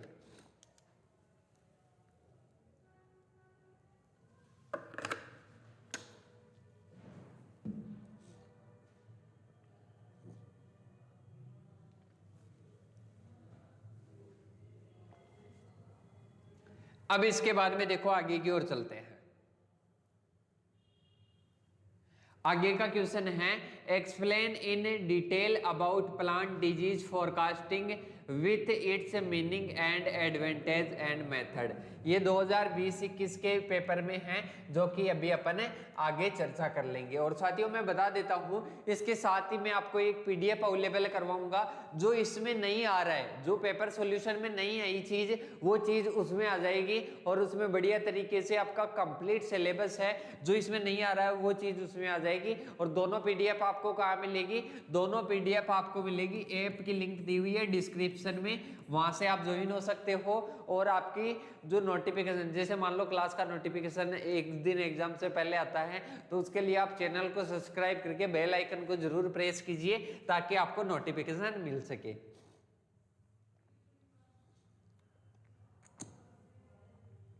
अब इसके बाद में देखो नेक्स्ट अपना क्वेश्चन है, क्लासिफिकेशन ऑफ केमिकल कंपोजिशन या नेचर ऑफ फंजीसाइड। मतलब अपने को क्लासिफिकेशन ऑफ केमिकल कंपोजिशन, मतलब जो रासायनिक यौगिक होते हैं उनका क्लासिफिकेशन देखना है। किसका, फंजीसाइड का। किसका देखना है, फंजीसाइड का। केमिकल कंपोजिशन के आधार पर क्या देखना है, इसका क्लासिफिकेशन देखना है। तो सबसे पहला है कोफंजीसाइड। कौन सा है साथियों, पहला है कोफंजीसाइड। फंजीसाइड का रासायनिक नेचर के आधार पर, रासायनिक प्रकृति के आधार पर क्लासिफिकेशन सबसे पहला कौन सा है, कोफंजीसाइड। इसमें मुख्यतः है कॉपर सल्फेट तथा चूना मिलाया जाता है। मतलब कोफंजीसाइड में क्या क्या यूज में लेते हैं, कॉपर सल्फेट और चूना यूज में लिया जाता है। और इसमें है सबसे पहले, जैसे मान लो एग्जांपल के लिए अपन देखें तो बोर्डेक्स मिश्रण आ गया, इसके अलावा बोर्डेक्स पेस्ट आ गया, इसके अलावा कॉपर ऑक्सीक्लोराइड आ गया। तो ये सभी क्या होते हैं, कोफंजीसाइड। क्या होते हैं, कोफंजीसाइड। अब इसके बाद में देखो, यह कवकनाशी जो कोफंजीसाइड है कोफंजिसाइड कौन कौन सी जो डिजीज होती है उनको कंट्रोल करने के लिए यूज लिए जाते हैं, जैसा कि डाउनी मिल्ड्यू है और इसके अलावा ब्लाइट है। इनको कंट्रोल करने के लिए किसका यूज लिया जाता है? कोफंजिसाइड्स का। अब फंजिसाइड का यूज तो फंगस के द्वारा जो डिजीज उत्पन्न होती है उनको कंट्रोल करने के लिए, और कोफंजिसाइड स्पेसिफिक किसके लिए? डाउनी मिल्ड्यू के लिए और ब्लाइट को कंट्रोल करने के लिए यूज में लिए जाते हैं। इसमें देखो फिर है दूसरा सल्फर कवकनाशी। पहला कोफंजिसाइड हो गया, दूसरा है सल्फर कवकनाशी। इन कवकनाशियों में सल्फर का उपयोग किया जाता है। ये कवकनाशी जो फंजिसाइड बनाते हैं उनमें किसका यूज लिया जाता है? सल्फर का यूज लिया जाता है। जैसे एग्जाम्पल की बात करें तो जीनेब आ जाएगा। जीनेब का दूसरा नाम क्या है? Dithane Z 78। इसके बाद में है मैनकोजेब। कौन सा है? मैनकोजेब, जिसका नाम क्या है? Dithane M45। क्या है? Dithane M45। और इसके अलावा कौन सा है? थायरम। कौन सा है? थायरम। ये कौन से होते हैं? सल्फर कवकनाशी। यह कवकनाशी पाउडरी मिल्ड्यू और सीड ट्रीटमेंट में और लीफ स्पॉट के कंट्रोल में यूज में लिया जाता है। कौन सा? सल्फर कवकनाशी। किस किस में? पाउडरी मिल्ड्यू में, सीड ट्रीटमेंट में, इसके साथ ही किसमें? लीफ स्पॉट को कंट्रोल करने के लिए यूज किया जाता है। इसके बाद में है मर्क्यूरी फंजिसाइड। कौन सा है? Mercury fungicide. इन कवकनाशी में कौन सी धातु होती है साथियों? इसमें होती है Hg या मरकरी। कौन सी? पारा। अब देखो ये यूज में लिया जाता है। मतलब जो मर्क्यूरी फंजिसाइड है, मतलब फंजिसाइड बनाते समय अगर Hg या मरकरी धातु का यूज लिया जाता है तो वो कौन सी होते हैं? वो होते हैं मरकरी फंजिसाइड। कौन से होते हैं साथियों? Mercury fungicide. Agrosan, GN, Agallol, mercuric chloride, ये सभी क्या होते हैं? मर्क्यूरी फंजिसाइड होते हैं। इसके अलावा नेक्स्ट है, ये क्वेश्चन अपना कंप्लीट होता है जो रासायनिक नेचर के आधार पर फंगस का जो फंजिसाइड का जो क्लासिफिकेशन था वो अपन ने देख लिया। अब इसके बाद में है साथियों आईडीएम फॉर व्हीट। अब आपको ऐसा कुछ भी दे देना है कि आईडीएम फॉर जैसे मान लो शुगर केन दे दिया, आईडीएम फॉर कॉटन दे दिया, आईडीएम फॉर कुछ भी आपको दे दे तो उसका मतलब क्या है? उसका सीधा सा मतलब है कि आपको उसका क्या करना है? डिजीज मैनेजमेंट करना है। और किसके थ्रू करना है? इंटीग्रेटेड डिजीज मैनेजमेंट के थ्रू। देखो सबसे पहले आईडीएम आ जाए तो सबसे पहले उसमें लगने वाली डिजीज लिखो और उसमें जो पैथोजन है उसका नाम लिखो। जैसे ब्लैक रस्ट है पक्सिनिया ग्रेमिनिस के द्वारा होती है, भूरी रस्ट है पक्सिनिया ट्रिटिसिना के द्वारा होती है, इसके अलावा है पीली है पक्सिनिया स्ट्राइफॉर्मिस के द्वारा होती है, करनाल बंट है नेओसिया इंडिका के द्वारा होता है। इसके बाद में है ईयर कोकल है एंगुइना ट्रिटिसाई के द्वारा होती है। इसके बाद में लूज स्मट है एस्ट्रिलेगो नूडा ट्रिटिसाई के द्वारा होती है। इसके अलावा है मोलिया रोग हेटेरोडोरा एवेनी निमेटोड के द्वारा, किसके द्वारा? सूत्रकृमि के द्वारा होती है। इसके बाद में है पाउडरी मिल्ड्यू एरिसाइपी ग्रेमेनिस ट्रिटिसाई के द्वारा पाउडरी मिल्ड्यू होती है। अब इसमें देखो अपन ने ये तो देख लिया कि गेहूं के लिए अपना आईडीएम देख रहे थे। अब ये बीमारियां किस में फैलती है? ये बीमारियां गेहूं में पाई जाती है। अब देखो सबसे पहले क्या है? मृदा जनित निवेश द्रव्य को कम करना। मतलब सबसे पहले क्या करेंगे? सबसे पहला पॉइंट हो जाएगा मृदा जनित निवेश द्रव्य को कम करना। निवेश द्रव्य का मतलब क्या होता है? जो कि फसल के संपर्क में आता है और रोग फैलाने का कार्य करता है, वो मृदा में मौजूद होता है, उसको क्या बोलते हैं? निवेश द्रव्य बोलते हैं। तो जो मृदा जनित निवेश द्रव्य हैं इसको कम करना पहला पॉइंट हो गया। इसके बाद में है ग्रीष्मकालीन गहरी जुताई करेंगे तो उसमें जो निवेश द्रव्य होगा और जो भी होंगे उसमें जैसे मान लो पैथोजन वगैरह है तो वो ग्रीष्मकालीन गहरी जुताई करेंगे तो उस जुताई में क्या होगा दोस्तों? उस जुताई में वो जैसे ही पैथोजन बाहर आएंगे और वो क्या हो जाएंगे? नष्ट हो जाएंगे। अब इसके बाद में देखो आगे की ओर चलते हैं। आगे है मई जून में रोगग्रस्त पादप अवशेषों को नष्ट करना। मतलब मई जून में क्या कर देंगे? जो रोगग्रस्त पादप अवशेष है उनको क्या कर देंगे? नष्ट कर देंगे और जैविक पदार्थों द्वारा मृदा का उपचार करेंगे। इसके अलावा जो अपनी भूमि है, भूमि को परती छोड़ दो, जिससे क्या होगा, रोगजनकों का क्या हो जाएगा, उन्मूलन हो जाएगा। अब इसके बाद में नेक्स्ट पॉइंट है reduction of seed born inoculum, मतलब जो सीड के साथ में जो इनोकुलम पाया जाता है, सीड के साथ में जो इनोकुलम या पैथोजन पाया जाता है, उसको रिडक्शन, उसको कम कैसे करें। देखो, रोग रोधी प्रमाणित व स्वस्थ बीजों का प्रयोग करें। सबसे पहली चीज तो कि रोग युक्त जो बीज है ना, उनका यूज ही मत करो, स्वस्थ बीजों का यूज करो, पहला पॉइंट हो गया। इसके बाद में है, अगर कोई मान लो इससे बीज है जिसमें मतलब आपने को लगे कि इसमें कोई भी रोग का अवशेष है, कुछ भी है, तो उसको फफूंद नाशक और जैव संवर्धकों के द्वारा क्या करो, बीजोपचार करो, जैसे राइजोबियम हो गया, एजोटोबैक्टर हो गया। इसके बाद में है बुआई के समय को संशोधित कर दो, जैसे मान लो अगेती फसलों में किसी रोग का या किसी पैथोजन का अटैक ज्यादा होता है, तो उसमें कौन सी फसलें लेवे, उसमें पछेती फसलें लेवे। तो इसमें एक तो समय को संशोधित करके कर सकते हैं। इसके अलावा है द्वितीयक निवेश द्रव्य को इकट्ठा कर, दूसरा पॉइंट क्या हो जाएगा, द्वितीय निवेश द्रव्य को घटाकर। इसके बाद में है खेत को वीडलेस करके द्वितीयक संक्रमण को रोक सकते हैं। देखो साथियों, द्वितीयक संक्रमण का मतलब क्या होता है, जैसे मान लो एक है अपना, अब जैसे मान लो कोई भी पैथोजन है, पैथोजन इस पर अटैक कर दिया, अटैक करके इस पर आक्रमण कर दिया, अब ये डिजीज मतलब रोग युक्त हो गया। अब इसके द्वारा अगर जो अन्य पौधे को सभी में जो फैलता है ना, पूरे खेत में फैलता है, उसको क्या कहते हैं, द्वितीयक संक्रमण। तो द्वितीयक संक्रमण कैसे रोक सकते हैं, अपन जो वीडलेस करके, मतलब खेत को वीडलेस करके, खरपतवारों से मुक्त करके, रोगग्रस्त पौधों को उखाड़ कर नष्ट कर दो।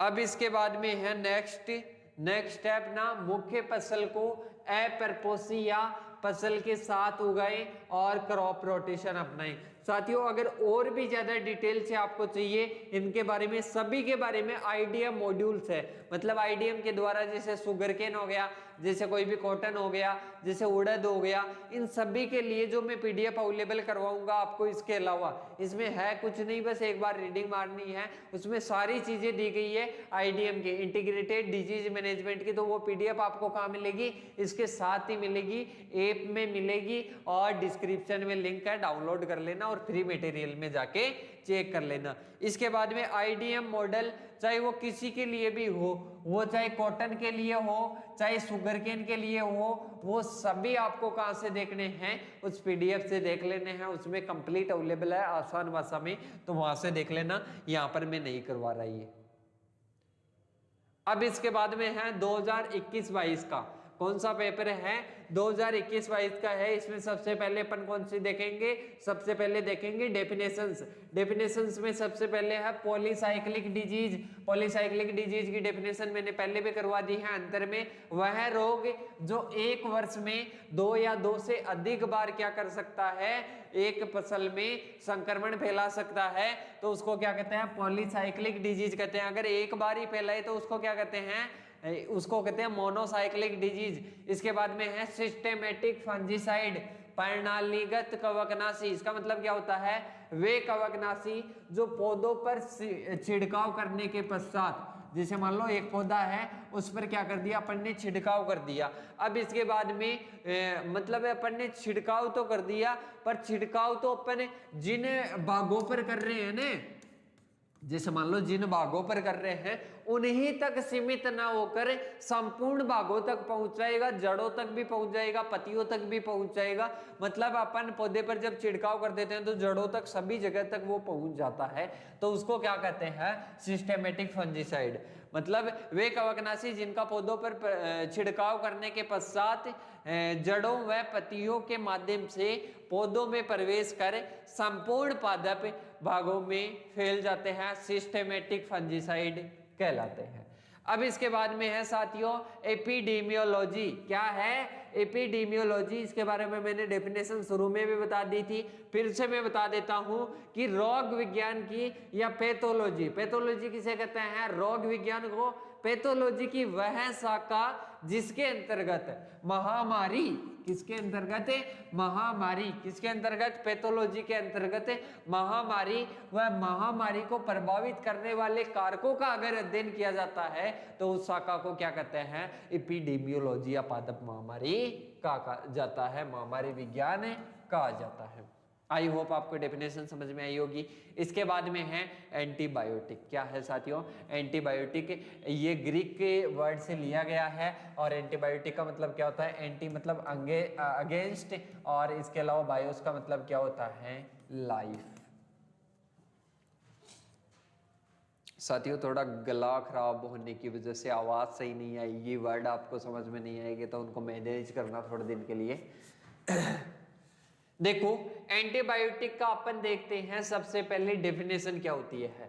वे पदार्थ या औषधियां जो कवक व जीवाणुओं से प्राप्त होती है। किससे?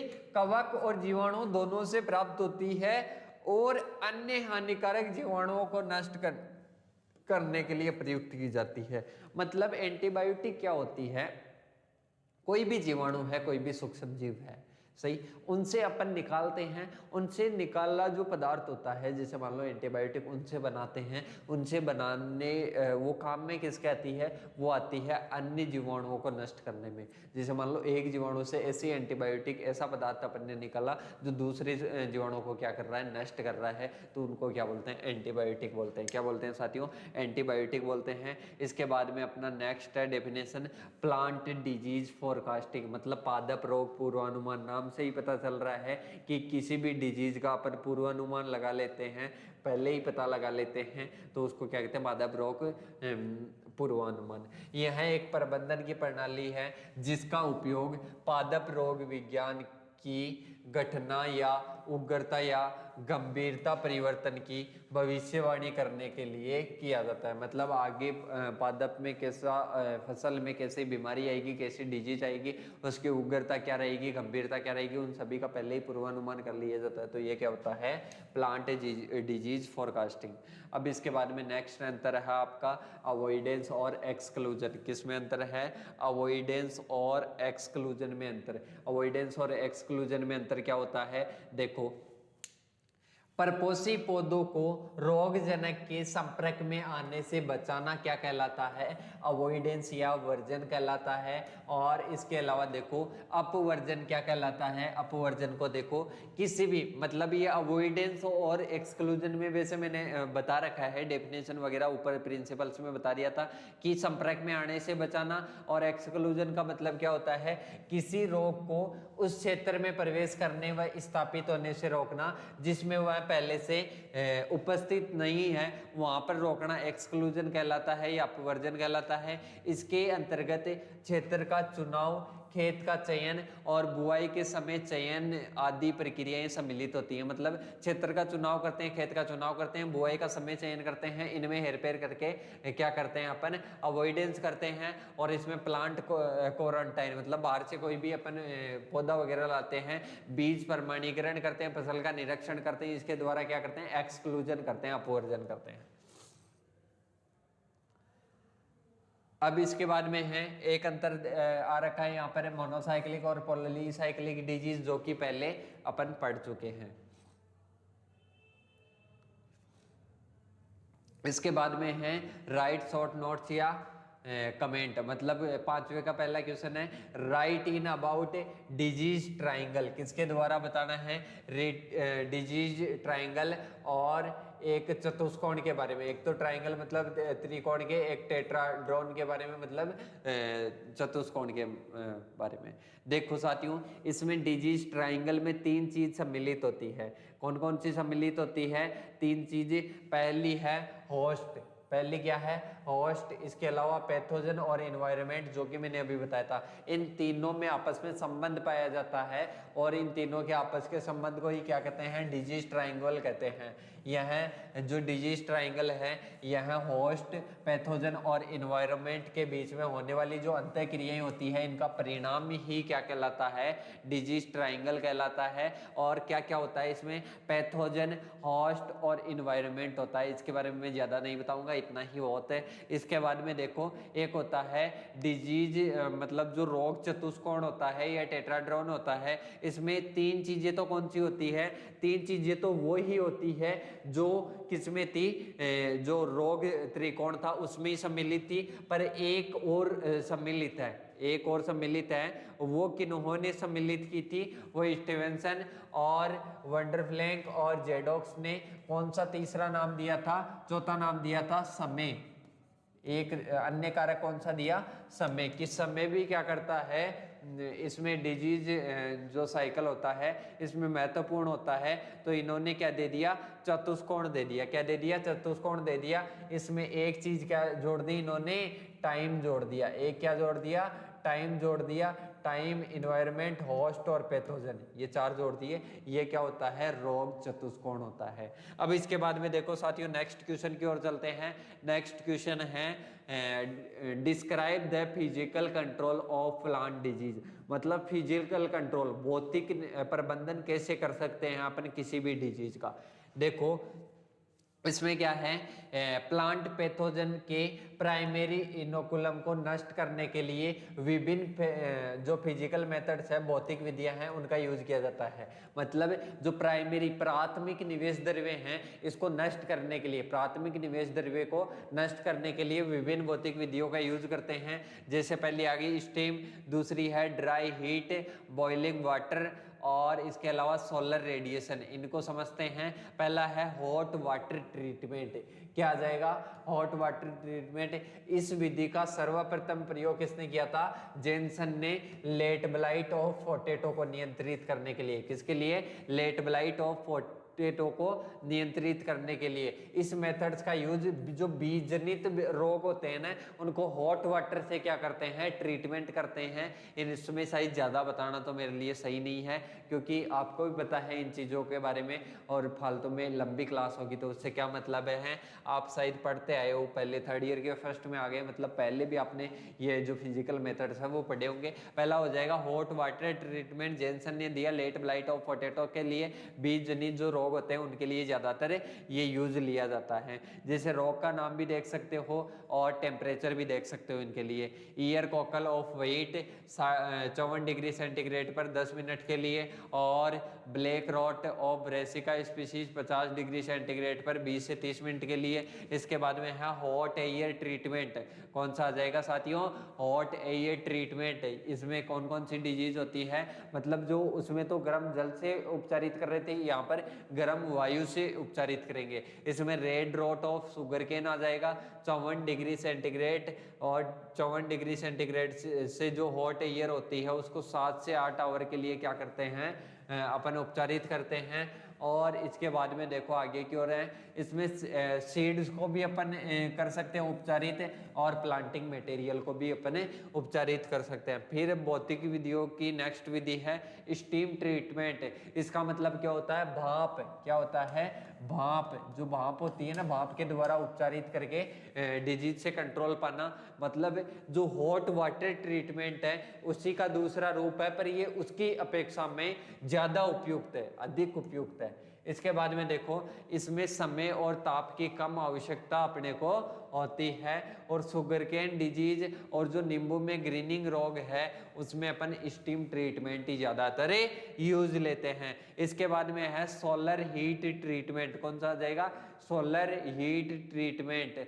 अब इसमें क्या है साथियों, इसमें अपन किसका यूज करते हैं, जो सोलर हीट है उसका यूज करते हैं। किसको कंट्रोल करने के लिए, मुख्यतः अपन लूज स्मट, लूज स्मट जो व्हीट है इसको कंट्रोल करने के लिए सोलर हीट ट्रीटमेंट, सौर ऊर्जा का अपन ज्यादातर क्या करते हैं, यूज करते हैं। क्या करते हैं, यूज करते हैं। देखो इस विधि में सबसे पहले गेहूं की जो अपनी है, गेहूं की जो फसल है, इसको सबसे पहले बीजों को 4 घंटे पहले क्या किया जाता है, भिगोया जाता है। उसके पश्चात दोपहर में जो उच्च तापमान होता है उस तापमान में क्या किया जाता है, भिगोया जाता है। और इसके बाद में दोपहर में उपचारित किया जाता है, यहाँ पर लिखना उपचारित किया जाता है। तो उच्च तापमान पर क्या करेंगे, उपचारित करेंगे, जिससे सीड बॉर्न और सॉइल बॉर्न जो दोनों डिजीज है वो सोलर रेडिएशन के जो ट्रीटमेंट है, सोलर हीट का जो ट्रीटमेंट है उसके द्वारा अपन कर सकते हैं। इसके बाद में है बर्निंग या फ्लेमिंग। क्या होता है, बर्निंग या फ्लेमिंग। पादप अवशेष होते हैं उनको जलाने से सोइल बॉर्न पैथोजन या इनोकुलम में पर्याप्त कमी हो जाती है। मतलब जैसे आपने देखा होगा ज्यादातर जैसे पंजाब साइड में कोई गेहूं की फसल होती है, वहां पर जो गेहूं के जो अवशेष होते हैं उनके आग लगा दी जाती है। इससे जो भी डिजीज वगैरह होती है उनका इनोकुलम होता है वो नष्ट हो जाता है। इसके बाद में है फ्लडिंग। फ्लडिंग का मतलब क्या होता है, बहाव। इस मेथड में खेतों में क्या कर दिया जाता है, पानी भर दिया जाता है, जिसमें सोइल बॉर्न जो इनोकुलम होता है उसमें क्या आती है, कमी आती है। ये कौन सा हो गया साथियों, ये अपना हो गया physical methods. Physical methods of जो आईडीएम का था अपना इंटीग्रेटेड डिजीज मैनेजमेंट का फिजिकल मेथड वो कंप्लीट होता है। इसके बाद में आते हैं कल्चरल प्रैक्टिसेस। इसमें कौन सा पूछ रहा है, दूसरा जो कल्चरल मेथड है वो भी अपना पड़ा हुआ है। देख लेते हैं कौन कौन से मेथड आते हैं कल्चरल के अंतर्गत। नाशक कीटों के नियंत्रण के लिए जो कृषिगत क्रियाएं की जाती है उन्हीं को क्या कहते हैं, कल्चरल प्रैक्टिसेस कहते हैं। जैसे क्रॉप रोटेशन। क्रॉप रोटेशन मतलब फसल चक्र अपनाना। मिक्स क्रॉपिंग, एक या एक से अधिक फसलों को आपस में साथ में उगाना। यूज ऑफ रेसिस्टेंस मतलब रेसिस्टेंट क्रॉप वैरायटी यूज में लेना। और इसके अलावा डीप सोविंग मतलब अधिक गहराई पर बुआई करना।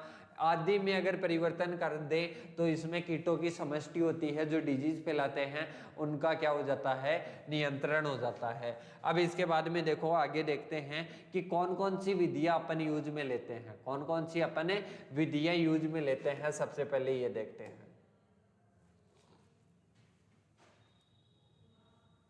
देखो कर्षण की जो विधियां हैं, जो अपनी कल्चरल प्रैक्टिसेस की विधियां हैं, उसमें सबसे पहली विधि की अपन बात करें तो वो आती है क्रॉप प्रोटेक्शन। क्रॉप प्रोटेक्शन होती है। क्रॉप प्रोटेक्शन में क्या करते हैं, क्रॉप रोटेशन। क्रॉप रोटेशन में अपन क्या करते हैं, जैसे मान लो अब की बार गेहूं की फसल है, गेहूं की फसल में रोली का रोग लग रहा है, तो अपन उसी को दोबारा से नहीं बोएंगे। 3 साल का क्या कर देंगे, 3 साल तक गेहूं की फसल नहीं बोएंगे और चौथी साल बोएंगे। तब तक 3 साल के अंतर्गत जो रोली का जो पैथोजन है, जो इनोकुलम है, वो क्या हो जाता है, मृदा में नष्ट हो जाता है। और नष्ट हो जाता है, जैसे ही वो नष्ट हो जाएगा फिर उसके बाद में उसको क्या करेंगे, गेहूं की फसल को बोएंगे। तो 3-4 साल के लिए अपन क्या कर देते हैं, क्रॉप रोटेशन अपना देते हैं। ये क्या हो जाती है अपनी पहली कल्चरल प्रैक्टिसेस, जिसमें क्या हो जाता है, जैसे बदल बदल कर फसलें बोते हैं ना, तो उससे जो इनोकुलम होता है वो नष्ट हो जाता है। क्योंकि गेहूं की रोली तो ओनली किस पर लगती है, गेहूं पर लगती है। गेहूं की फसल उसको मिलेगी नहीं, पोषण उसको मिलेगा नहीं, तो वो क्या हो जाएगा, नष्ट हो जाएगा। तो इसलिए अपन क्या करते हैं, अपन क्रॉप रोटेशन अपनाते हैं। इसके अलावा देख लो, जैसे उदाहरण के लिए दे रखा है, मूंगफली की फसल के साथ में ग्रेमिनी कुल या दलहनी फसलों के साथ अलावा अन्य फसल बोने से जो पत्ती सुरंगक कीट होता है, इसका प्रकोप क्या होता है, कम होता है। सही। इसके बाद में है ग्रीष्मकालीन गहरी जुताई। देखो साथियों, जैसे मान लो गर्मियां हैं, गर्मियों में अगर जुताई कर देते हैं, गहरी जुताई कर देते हैं, तो गहरी जुताई करते हैं तो इसमें जो इंसेक्ट वगैरह है वो बाहर निकल जाएंगे। बाहर निकलेंगे, गर्म जो तापमान है, हाई टेम्परेचर है, उसके संपर्क में आएंगे। संपर्क में आते ही वो क्या हो जाएंगे, नष्ट हो जाएंगे। तो पैथोजन नष्ट हो जाएंगे, तो आने वाली जो अगली फसल लगाएंगे उसमें वो पैथोजन हानि नहीं पहुंचाएंगे। तो ये क्या हो गया, दूसरा हो गया ग्रीष्मकालीन गहरी जुताई। इसके बाद में है भूमि को खाली छोड़ना। भूमि को खाली छोड़ना या क्रॉप रोटेशन दोनों सेम से ही होते हैं। दोनों में ही एक प्रकार की प्रोसेस होती है, वैसे सेम नहीं होते हैं।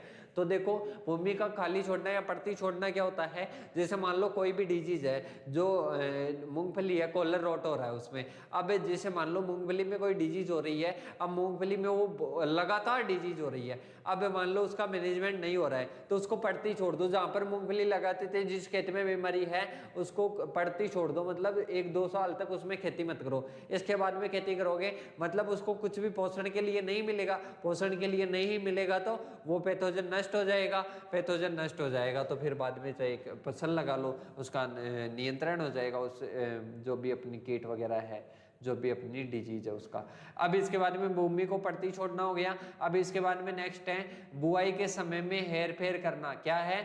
बुआई के समय में हेर फेर करना, इसका मतलब होता है जैसे मान लो बुआई अपन जनवरी में कर रहे हैं, अब जनवरी में कर रहे हैं ना तो फरवरी मिड में करो, फरवरी मिड में करो, जिससे क्या होगा 15 दिन का जो गैप है उसमें जो अपना पैथोजन होता है वो ज्यादा एक्टिव जिस समय में होता है उस समय पे अपने को बुआई नहीं करनी, उसके 15 दिन बाद में कर दो ताकि अपना जो रोग है वो कम फैल सके अपनी क्रॉप में। तो बुआई के समय में हेर फेर हो गया। इसके बाद में देखो प्रतिरोधी किस्मों का, जैसे मान लो गेहूं की रोली रोग है, गेहूं में कोई रोली रोग है तो उसके प्रति रेसिस्टेंट वेराइटी, आजकल तो बहुत सारी हर डिजीज के प्रति, हर कीट के प्रति जो रेसिस्टेंट वेराइटी या प्रतिरोधी किस्में हैं इनका विकास हो चुका है, तो ऐसी किस्मों का उगाना चाहिए। देखो प्रतिरोधी किस्मों में क्या आ जाएगा, जैसे ग्रीन ईयर जो हरित बाली रोग होता है, हरित बाली रोग किसमें होता है, हरित बाली अपने बाजरे में होता है, इसकी WCC 75 क्या है, इसकी रेसिस्टेंट वेराइटी है। Black rot of cabbage, black rot of cabbage में कौन सी है, इसके प्रतिरोधी किस्म है पूषा मुक्ता। इसके बाद में है संतुलित उर्वरक या सिंचाई का प्रबंध। अब जैसे मान लो बहुत सारी डिजीज ऐसे होती है जिनमें अगर पानी आ जाता है ना उनके कांटेक्ट में, पैथोजन के कांटेक्ट में, तो उनका क्या हो जाता है, वो क्रिया सही प्रकार से क्रिया नहीं कर पाते हैं। तो ऐसे इंसेक्ट भी होते हैं जिनको पानी के संपर्क में आते ही वो क्या करते हैं, सही प्रकार से क्रिया नहीं कर पाते हैं। इसके अलावा संतुलित उर्वरक, जैसे मान लो अपन गोबर की खाद देते हैं, कच्ची गोबर की खाद दोगे तो उसमें क्या होगी, डिजीज अधिक फैलेगी, कीटों का प्रकोप अधिक होगा, इसलिए क्या करना चाहिए, सड़ी हुई गोबर की खाद देनी चाहिए और उर्वरकों को भी एक संतुलित मात्रा में देना चाहिए। अगर संतुलित नहीं दोगे तो डिजीज फैल जाएगी। अब इसके बाद में है नेक्स्ट ट्रेप क्रॉप। कौन सी है? Trap crop. ट्रेप क्रॉप का आप समझते होंगे, ट्रेप क्रॉप का मतलब होता है जैसे ये मेन फसल है, अब इसमें मान लो गेंदे की फसल है, अब गेंदे की फसल के चारों तरफ ऐसी लगाऊंगा, ऐसी फसल लगाएंगे जिसमें क्या होगा, जैसे मान लो गेंदे की फसल है और उसमें जैसे मान लो अंदर है ना, अंदर कोई और फसल है, अंदर कोई और फसल है और बाहर की तरफ अपन ने ऐसी क्रॉप लगा दी, जैसे मान लो रोली रोग है, रोली रोग नहीं, आप मान लो जैसे मान लो कोई इंसेक्ट है, जैसे कोई इंसेक्ट है, वो इंसेक्ट इस फसल को भी नष्ट करता है, इसको भी नष्ट करता है, तो अब बाहर की तरफ अपन ऐसी क्रॉप लगा देंगे एक पंक्ति में ताकि वो क्या कर सके, इंसेक्ट को आकर्षित कर सके, आकर्षित इंसेक्ट यहीं पर हो जाएगा और ये चारों तरफ वाली फसल ही नष्ट होगी, अंदर वाली फसल सेफ रह जाएगी। इसका मतलब क्या होता है, ट्रेप क्रॉप होता है, जाल क्रॉप, जाल फसल, मतलब एक जाल के रूप में ये कार्य करती है। तो जो बाहर वाली है ना एक पंक्ति वही नष्ट होगी, अंदर वाली फसल सेफ रह जाएगी। ये अपना कंप्लीट होता है। जैसे कपास और भिंडी, कपास और भिंडी का ट्रेप क्रॉप का एग्जांपल हो जाएगा। देखो नेक्स्ट अपना क्वेश्चन है, right about the factor affecting of plant disease development.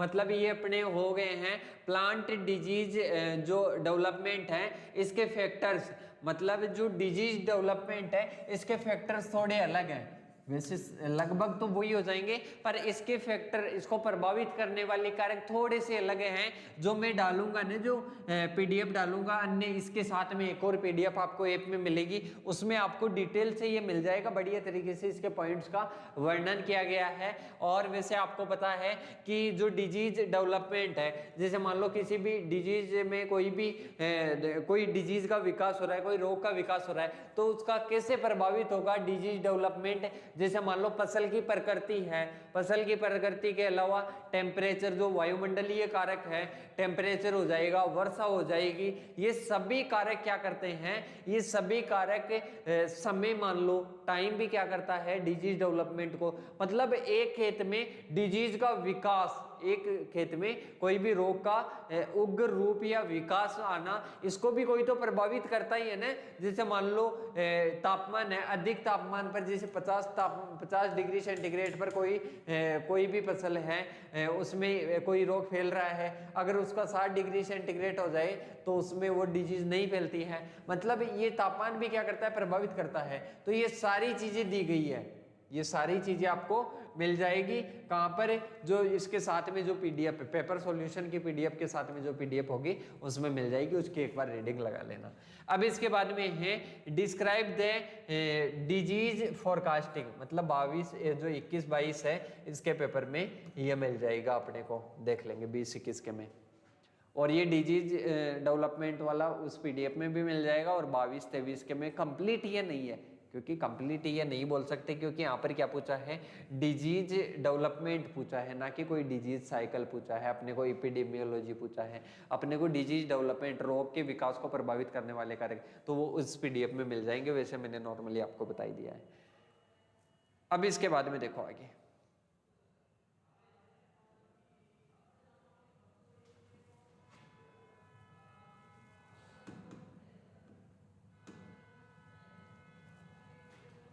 देखो अब है अपना IDM for sugarcane and cotton. मतलब अपने जो सुगरकेन है और कॉटन है उसके लिए आईडीएम मतलब इंटीग्रेटेड डिजीज मैनेजमेंट। सबसे पहले मैंने क्या कहा था, सबसे पहले आपको देखनी है कौन कौन सी डिजीज है, उनको लिखना है, किस किस पैथोजन के द्वारा फैलाई गई है उसको लिखना है। तो ये सबसे पहले तो क्या हो जाएंगे, ये डिजीज है और इन पैथोजन के द्वारा है। मैंने कहा था कि ये सारे जो आईडीएम के हैं किसी भी क्रॉप के लिए देख लो, सारी चीजें उस पीडीएफ में मिल जाएगी, उनको रीडिंग मार लेना। सबकी लगभग सेम होता है, बस ओनली आपको ये चेंज करना है।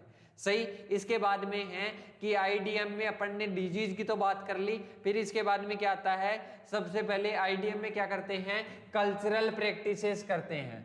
सबसे पहले क्या करेंगे, कल्चरल प्रैक्टिसेस करेंगे, मतलब कृषि क्रियाएं करेंगे जिनके द्वारा डिजीज का क्या होगा, मैनेजमेंट होगा। सही। कल्चरल प्रैक्टिसेस में सारी आ जाएगी, जैसे संतुलित उर्वरक आ जाएंगे, रोगरोधी किस्में आ जाएगी, खरपतवारें नष्ट हो जाएगी। इसके अलावा आपके आ जाएगा प्रमाणीकृत और स्वस्थ बीज का उपयोग आ जाएगा, ये सारी कर्षण क्रियाएं आ जाएगी। फिर आ जाएगी रासायनिक क्रियाएं, मतलब जैसे मान लो कल्चरल प्रैक्टिसेस से भी निवारण नहीं हो रहा है, मैनेजमेंट नहीं हो रहा है, इसके बाद में रासायनिक क्रियाएं यूज में लेते हैं। इसके बाद में देखो आगे की ओर चलते हैं। आगे है अपना next question, what is fungicide and describe the classification on the basis of general use examples। मतलब अपने को क्या देखना है, फंजीसाइड क्या है और फंजीसाइड का एग्जाम्पल्स के साथ में जनरल यूज के आधार पर अपने को क्या देखना है, अपने को वर्गीकरण देखना है। क्या देखना है साथियों, वर्गीकरण देखना है।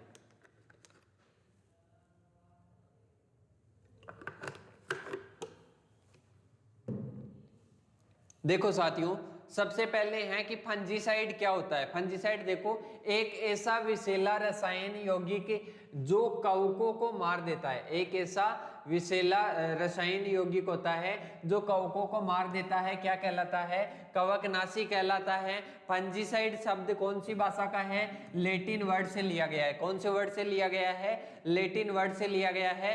दो शब्दों से मिलकर बना है, फंगस और कैडियो, जिसमें फंगस का अर्थ क्या होता है, सूक्ष्म जीव, और इसके अलावा सीडो शब्द का क्या है, मारना। सीडो शब्द का अर्थ क्या है, मारना।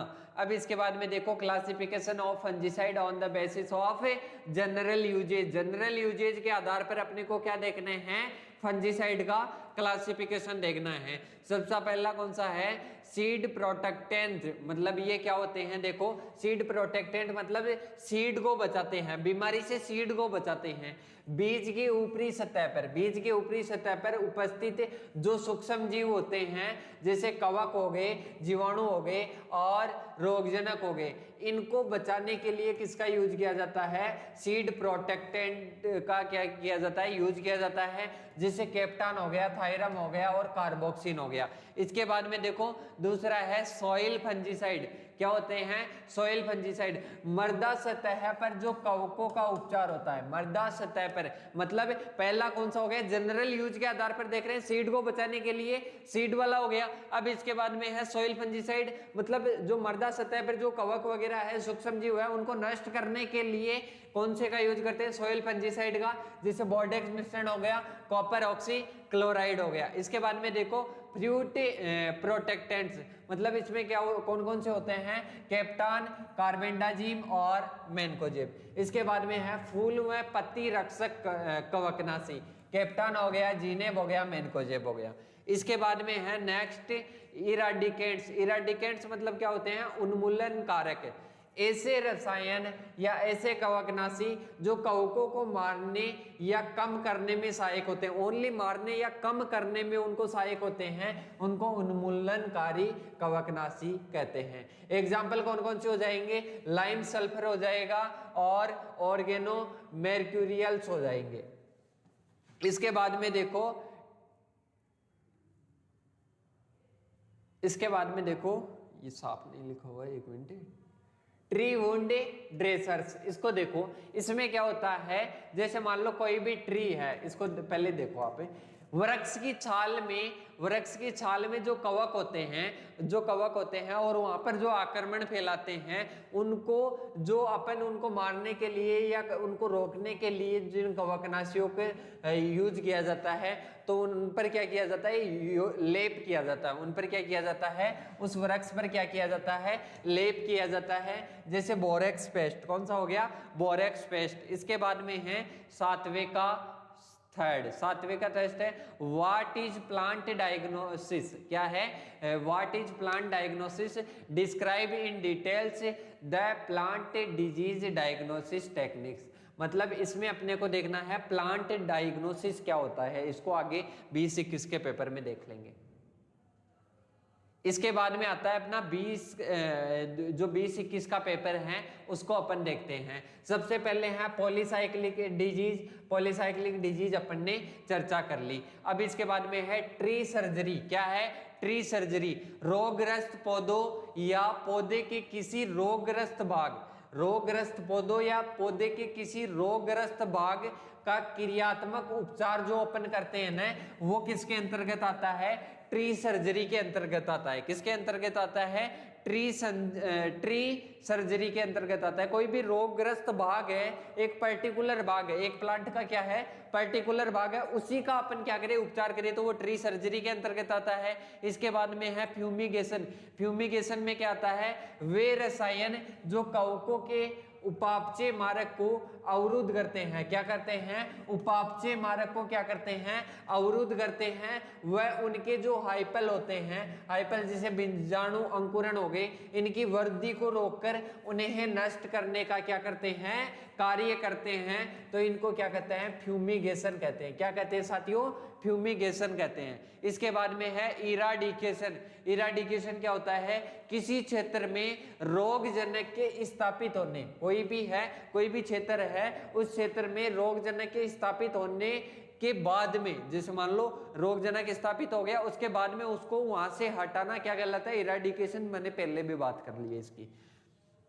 अब इसके बाद में है हाइपर पैरासिटिज्म, क्या है साथियों, हाइपर पैरासिटिज्म, एक ऐसा पैरासाइट जो दूसरे पैरासाइट पर क्या रहता है, जीवित रहता है, इसको क्या बोलते हैं, हाइपर पैरासिटिज्म बोलते हैं। एक परजीवी दूसरे परजीवी पर पोषण में आश्रय के लिए निर्भर रहता है, उसको अपन क्या बोलते हैं, हाइपर पैरासिटिज्म बोलते हैं। क्या बोलते हैं साथियों, हाइपर पैरासिटिज्म बोलते हैं। अब इसके बाद में अपना है अंतर को देखेंगे।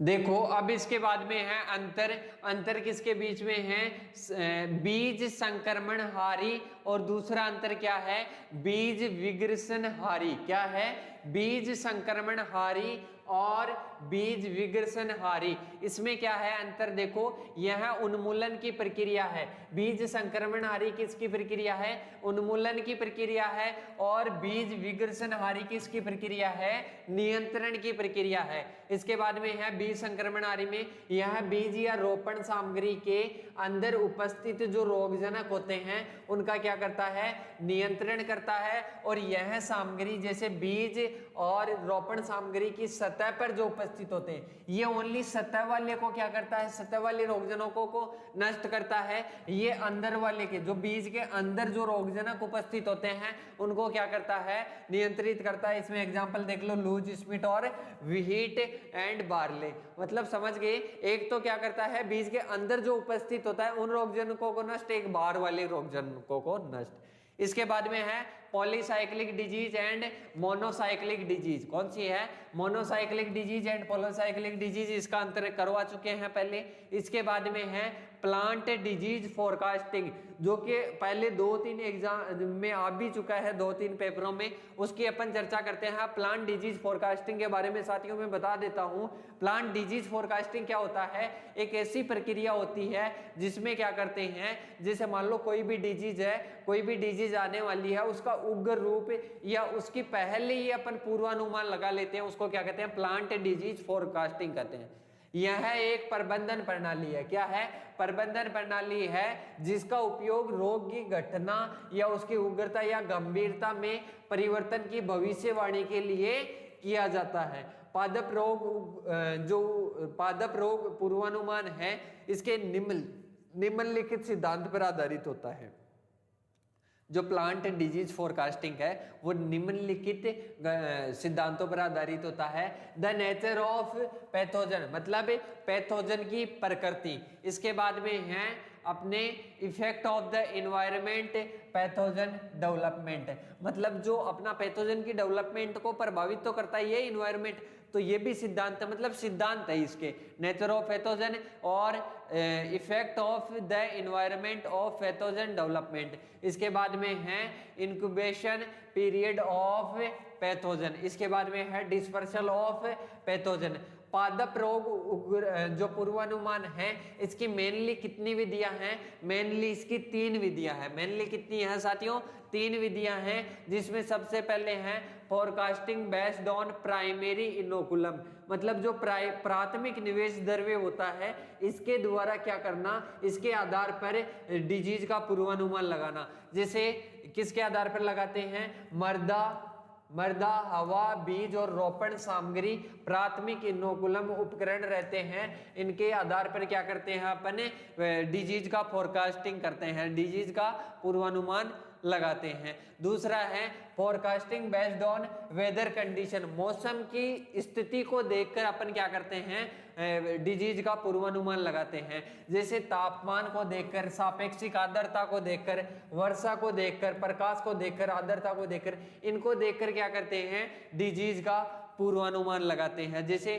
15 से 21 डिग्री सेंटीग्रेड टेम्परेचर होता है, ये लेट ब्लाइट ऑफ पोटैटो के लिए क्या रहता है, बेस्ट रहता है, तो इस पर ज्यादा उग्र रूप होगा उसका। इसके बाद में है साथियों नेक्स्ट है forecasting based on computer models.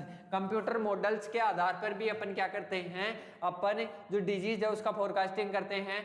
कुछ विकसित देशों में डिजीज फोरकास्टिंग के लिए कंप्यूटर मॉडल्स का भी क्या किया जा रहा है, यूज किया जा रहा है। क्या किया जा रहा है साथियों, यूज किया जा रहा है। जैसे फोरकास्टिंग मॉडल भी है ब्लाइट कास्ट, एपिडेजन, और ये किसके लिए है, लेट ब्लाइट ऑफ पोटैटो। ये 3-4 जो मॉडल है, टॉमकास्ट है, एपी1 है, इन सभी को आप याद करना, ये इसके एप्पल के लिए हैं, ये सभी क्या करना, याद करना। इसके बाद में चलते हैं आगे की ओर। ये अपना क्या हो गया, वो अपना हो गया डिजीज फोरकास्टिंग मॉडल।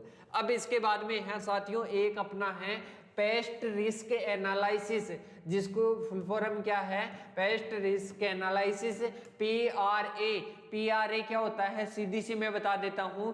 जैसे मान लो जितनी भी अपने कोई भी पेस्ट के द्वारा, कोई भी इंसेक्ट के द्वारा, कोई भी कीट के द्वारा जितनी भी हानि हो रही है ना, जितनी भी क्षति हो रही है, उसका अनुमान लगा लेना, उसको ज्ञात करना ही क्या होता है, अपने को पेस्ट रिस्क एनालिसिस होता है। देखो ये क्या है, इसकी डेफिनेशन देखो। सबसे पहले कीट जोखिम विश्लेषण एक निर्दिष्ट पीआरए क्षेत्र, पीआरए का मतलब पेस्ट रिस्क क्षेत्र के लिए पादप जोखिम और उपायों के लिए उपाय प्रदान करता है। मतलब क्या करता है, जो कीट जोखिम विश्लेषण है एक क्या है, निर्दिष्ट पीआरए क्षेत्र के लिए पादप जोखिम और उपायों के लिए क्या करता है, ये प्रदान करता है। अब कौन सा, पेस्ट रिस्क एनालिसिस। और यह निर्धारित करता है, यह निर्धारित करने के लिए वैज्ञानिक परमाणुओं का मूल्यांकन करता है कि कोई जीव कीट है कि नहीं है। पीआरए क्या निर्धारित करता है, यह भी निर्धारित करता है कि यह जीव इंसेक्ट है या नहीं है। अब इसकी स्टेज क्या क्या होती है, सबसे पहले तो अपन ने देखा कि पीआरए क्या होता है। अब इसकी स्टेज क्या होती है, स्टेज में अगर नॉर्मली आपको ऊपर से बताऊं तो इसकी 3 स्टेज होती है। सबसे पहली होती है इनिशियल स्टेज, दूसरी होती है पेस्ट रिस्क असेसमेंट, तीसरी कौन सी होती है, पेस्ट रिस्क मैनेजमेंट। इसका मतलब है सबसे पहले शुरुआत, मतलब शुरुआत में अपन क्या करते हैं, इसका मतलब होता है मूल्यांकन।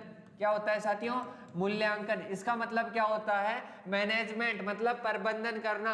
इनिशियल स्टेज में क्या करेंगे, स्टेज फर्स्ट में अपन करेंगे, कोई भी मान लो एरिया है, पीआरए एरिया है, कोई भी एरिया है, उस एरिया में पेस्ट की पहचान करेंगे कि कौन सा पेस्ट है, कौन सा पेस्ट है, ये पहचान कर लेंगे।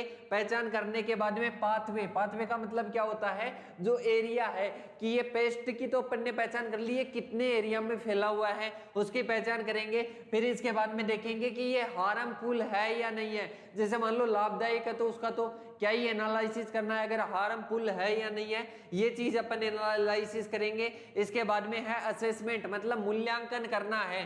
क्या करना है, मूल्यांकन कैसे, अब अपन ने पेस्ट की पहचान कर ली, एरिया देख लिया, हार्मफुल है या नहीं ये चीज देख ली। अब इसको क्या करेंगे, पेस्ट रिस्क असेसमेंट, मतलब उसको अलग अलग भागों में डिवाइड करेंगे, मूल्यांकन करेंगे, कैटेगरी वाइज उसको क्या करेंगे, डिवाइड करेंगे। जैसे कैटेगरी वाइज कैसे, जैसे मान लो कोई इंसेक्ट ऐसा है जो तो लाभ पहुंचा ही नहीं रहा, जैसे एक तो की पेस्ट होता है, इसकी कैटेगरीज होती है, उनके आगे चर्चा कर लेंगे। सबसे पहले इतना ध्यान रखो कि दूसरी प्रोसेस में कैटेगरी में डिवाइड करते हैं, और इकोनॉमिक इंपैक्ट, मतलब आर्थिक स्तर पर कितना प्रभाव पड़ रहा है, उस पर आर्थिक स्तर पर कितना प्रभाव पड़ रहा है, इसका अपन मूल्यांकन करेंगे। इसके बाद में स्टेज थर्ड में अपने को पता चल गया कि कितना नुकसान पहुंच रहा है, विभिन्न तरीकों से अपन क्या करेंगे, विभिन्न तरीकों से मैनेजमेंट करेंगे और लेवल ऑफ रिस्क देखकर, मतलब क्षति का स्तर देखकर। इसके बाद में स्टेज चार में क्या करते हैं, इनके जो निष्कर्ष होते हैं, जो संभावना होती है, जो पेस्ट होते हैं, इनकी कंप्लीट इंफॉर्मेशन को क्या करते हैं, नोट डाउन करते हैं। ये 4 स्टेज है पीआरए की। इसके बाद में है, मैंने अभी कहा था ना कि उनके लेवल्स के आधार पर उनको कैटेगरी में बांटते हैं। एक तो आपने नाम तो पहले ही सुना होगा, जो आईपीएम की सब्जेक्ट पढ़ी, जनरल इक्विलिब्रियम पोजीशन, जीईपी होता है, एक होता है इकोनॉमिक थ्रेशोल्ड लेवल, ईटीएल होता है, इसके अलावा इंजुरी लेवल होता है, और एक होता है डैमेज बाउंडिंग। इसमें इनके आधार पर कैटेगरीज में बांटते हैं, जैसे की पेस्ट हो गया, इसके बाद में मेजर पेस्ट हो गया, माइनर पेस्ट हो गया। जहां पर जीईपी क्या हो, अधिक हो ईआईएल से, तो उसको क्या कहते हैं, की पेस्ट की कैटेगरी में रखा जाता है। और जहां पर जीईपी क्या हो, छोटा हो ईआईएल से, वहां पर माइनर पेस्ट में रखा जाता है। ऐसे कैटेगरी में क्या करते हैं, डिवाइड करते हैं। ये अपना था paste risk analysis, I hope समझ में आया होगा।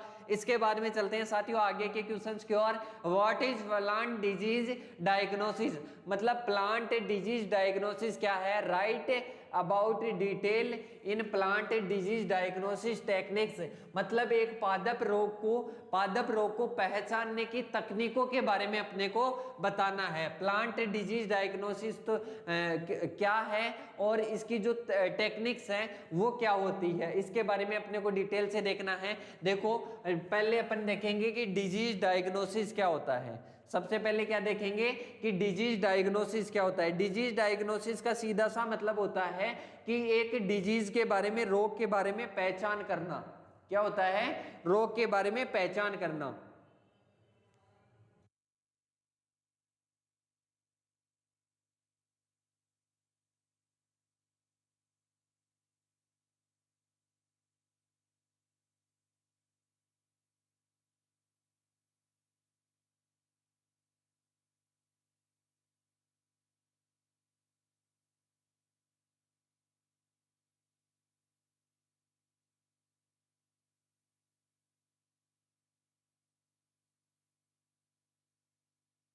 देखो साथियों, डिजीज डायग्नोसिस क्या होता है? डिजीज डायग्नोसिस का मतलब रोग की पहचान करना कि इस खेत में, इस फील्ड में रोग अवेलेबल है या नहीं है। इसकी पहचान कैसे करते हैं? पादप रोग निदान। पादप क्षेत्र या खेत में रोग की पहचान करने का क्या है? सबसे आसान तरीका है। इसके द्वारा अपन पता लगा लेते हैं कि इस खेत में रोग अवेलेबल है कि नहीं है।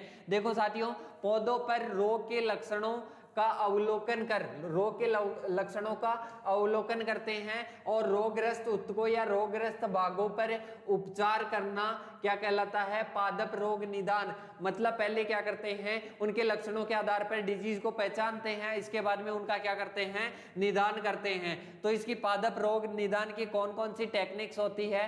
टेक्निक्स को अपन पहले देखते हैं। सबसे पहले देखो, कृषि फसलों को विभिन्न प्रकार की बीमारियों व कृषि से खतरा रहता है। ये फसलों फल सब्जियों व गुणवत्ता को क्या करते हैं? नुकसान पहुंचाते हैं। तो इनके लिए अपन क्या करते हैं? जो मतलब पहले ही इनको पहचान करके इस फसल में ये डिजीज है, ये इंसेक्ट है, ये हानि पहुंचा रहे हैं, तो इनको क्या कर लेते हैं? अपन पहचान लेते हैं। ये आप रीडिंग मार लेना जो पीडीएफ आपको मिले उसमें, वरना क्लास लेंथी हो जाएगी। सबसे पहले अपन देखते हैं कि कौन कौन सी टेक्निक्स है।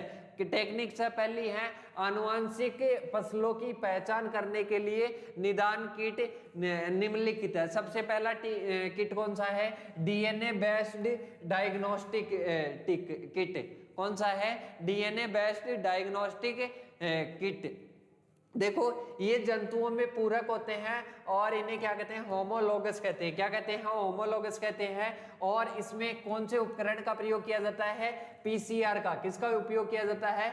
पीसीआर का उपयोग किया जाता है। देखो, कई पीसीआर आधारित विधियों में सफलतापूर्वक पौधों में रोगजनक का पता लगा लिया जाता है, अनुकूलित किया गया है। मतलब साथियों सीधा सा बता दूं, डीएनए बेस्ड ये डायग्नोसिस मेथड है, जिसमें डीएनए के द्वारा, जो पीसीआर मेथड होता है, इसके द्वारा अपन पौधों में क्या करते हैं? पौधों में जो रोग होता है उसका क्या करते हैं? पता लगाते हैं। इसके बाद में देखो, रियल टाइम पीसीआर वर्तमान में अवेलेबल सबसे तेजी से प्रजाति विशिष्ट तकनीकों में से एक है। मतलब पीसीआर के द्वारा रोगों की पहचान करना बेस्ट मेथड है। और इसके अलावा देखो, जिसमें एक साथ रोगजनक का पता लगाने के लिए डीएनए जो सारणी होती है इसका क्या किया जाता है? यूज किया जाता है। यह एक ही समय में कवकनाशी प्रतिरोध का क्या करता है? पता लगा सकता है। जैसे इसके द्वारा कौन कौन से पॉसिबल हुए हैं? केले में सिगाटोका रोग, इसके अलावा आलू में फाइटोपतेरा, कपास में फ्यूजेरियम का पता लगाने के लिए कौन सी तकनीक का यूज किया गया है? पीसीआर का, जो कि कौन सी है? DNA based. इसके बाद में है दूसरी है दोस्तों, प्रोटीन बेस्ड डायग्नोस्टिक किट। यह विशिष्ट प्रपोषी प्रोटीन की क्षमता के कारण उत्पन्न होती है, जिसे क्या कहते हैं? एंटीबॉडी कहते हैं। मतलब एंटीबॉडी के द्वारा अपन क्या करते हैं? प्रोटीन बेस्ड डायग्नोस्टिक किट के द्वारा अपन क्या करते हैं? किसी भी रोग का क्या करते हैं? पता लगाते हैं। देखो साथियों, सबसे पहली किट है इनमें एलाइजा किट। कौन सी है? ELISA kit. और सबसे आसान कौन सी है? ELISA kit. एलाइजा किट का यूज करना आसान होता है। वह परीक्षण में कुछ मिनट ही लगते हैं। कुछ मिनट में ही अपन पता लगा सकते हैं कि इसमें रोग है या नहीं है। और जो एलाइजा किट है बाजार में आसानी से उपलब्ध भी हो जाती है। जैसे कंद वाली फसलों में चुकंदर है, इसके अलावा केला है, सेब है, इनमें रोग का पता लगाने के लिए कौन सी किट का यूज किया जाता है? एलाइजा किट का। पहली कौन सी थी? DNA based. दूसरी थी प्रोटीन बेस्ड, जिसमें एलाइजा किट अपन ने देख ली। इसके बाद में एलाइजा की जो प्रथम किट है, प्रथम किट किसके द्वारा की गई, तैयार की गई थी? इंटरनेशनल पोटैटो रिसर्च जो सेंटर है लीमा पेरू में, इसके द्वारा एलाइजा किट बनाई गई थी। तो इसको बाकी डिटेल को आप देख लेना। और इसके बाद में देखते हैं कि जो टर्म्स थी अपनी, कौन सी टर्म्स थी? सबसे पहली थी एंटीजन, बाहरी पदार्थों। एंटीजन को अपन ने देख लिया था, एंटीजन क्या है? बाहरी पदार्थों जो एंटीबॉडी के उत्पादन को उत्तेजित करता है, जिसमें जीवाणु, प्रोटीन और विषाणु क्या है? सम्मिलित है। एंटीबॉडी रोगजनक हमले के दबाव में प्रतिरक्षा प्रणाली द्वारा जो प्रोटीन होती है, जिसको क्या कहते हैं? एंटीबॉडी कहते हैं। इसके बाद में है जो एलाइजा किट है, इसको ऐसा डिजाइन किया गया है जो कि एंटीबॉडी और एंटीजन दोनों की उपस्थिति को पता लगा सकती है। इसके बाद में है साथियों, ये दोबारा से इनके नाम दिए गए हैं जो डायग्नोस्टिक जो टेक्निक्स हैं जिनके द्वारा अपन रोगों का पता लगाते हैं। कौन कौन सी है? एलाइजा है, डायरेक्ट टिश्यू ब्लॉटिंग है, डीएनए आरएनए प्रोब्स है, इसके अलावा पीसीआर है। इनके द्वारा क्या कर सकते हैं अपन? पता लगा सकते हैं। ये रीडिंग लगा लेना। इसके बाद में चलते हैं आगे की ओर। आगे है साथियों classification of fungicide basis of general use. ये अपना हो चुका है, पहले ही अपन ने कर लिया। ये क्वेश्चन अपना हो चुका है। मैंने बताया था सीड वाला, सोइल वाला, फ्रूट वाला और इराडिकेशन, ये कंप्लीट क्वेश्चन पहले ही मैं करवा चुका हूं। इसके बाद में है IDM for chickpea. IDM for chickpea मतलब integrated disease management for chickpea. मैंने कहा था सबसे पहले डिजीज लिखना, पैथोजन लिखना, और इसके बाद में इनके जो आईडीएम की जो प्रक्रियाएं हैं वो तो सेम रहेगी, और जो मैं दूर से पीडीएफ डालूंगा वहां पर अवेलेबल हो जाएगी कंप्लीट। अब इसके बाद में देखो साथियों, आईडीएम फॉर कॉटन दे रखा है जो कि पहले आ भी चुका है, पहले मैंने बता भी दिया है इसमें पहले वाले पेपर में। इसके बाद में है principle of plant disease management. मतलब क्या है? Principle of plant disease management मैंने पहले ही बता दिया, शुरू में आया था ये क्वेश्चन। अवॉइडेंस, एक्सक्लूजन, इसके अलावा इराडिकेशन और फील्ड सैनिटेशन, प्रोटेक्शन, ये सारी चीजें आ जाएगी।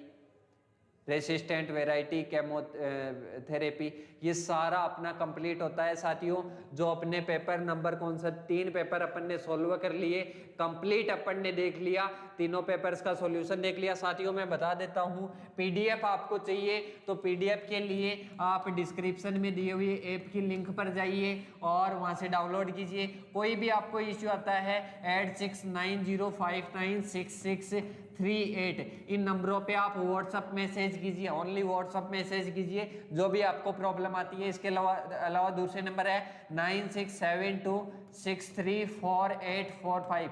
इन नंबरों पे कांटेक्ट करके आपको जो भी प्रॉब्लम आ रही है उनका सॉल्यूशन आप करवा सकते हो। ऐप को डाउनलोड कर लेना। इसके साथ ही बता देता हूं साथियों, जो सेकेंड ईयर के क्लासेस हैं उनकी भी क्लासेस आ रही है, पेपर सॉल्यूशन की लगातार क्लासें आ रही है।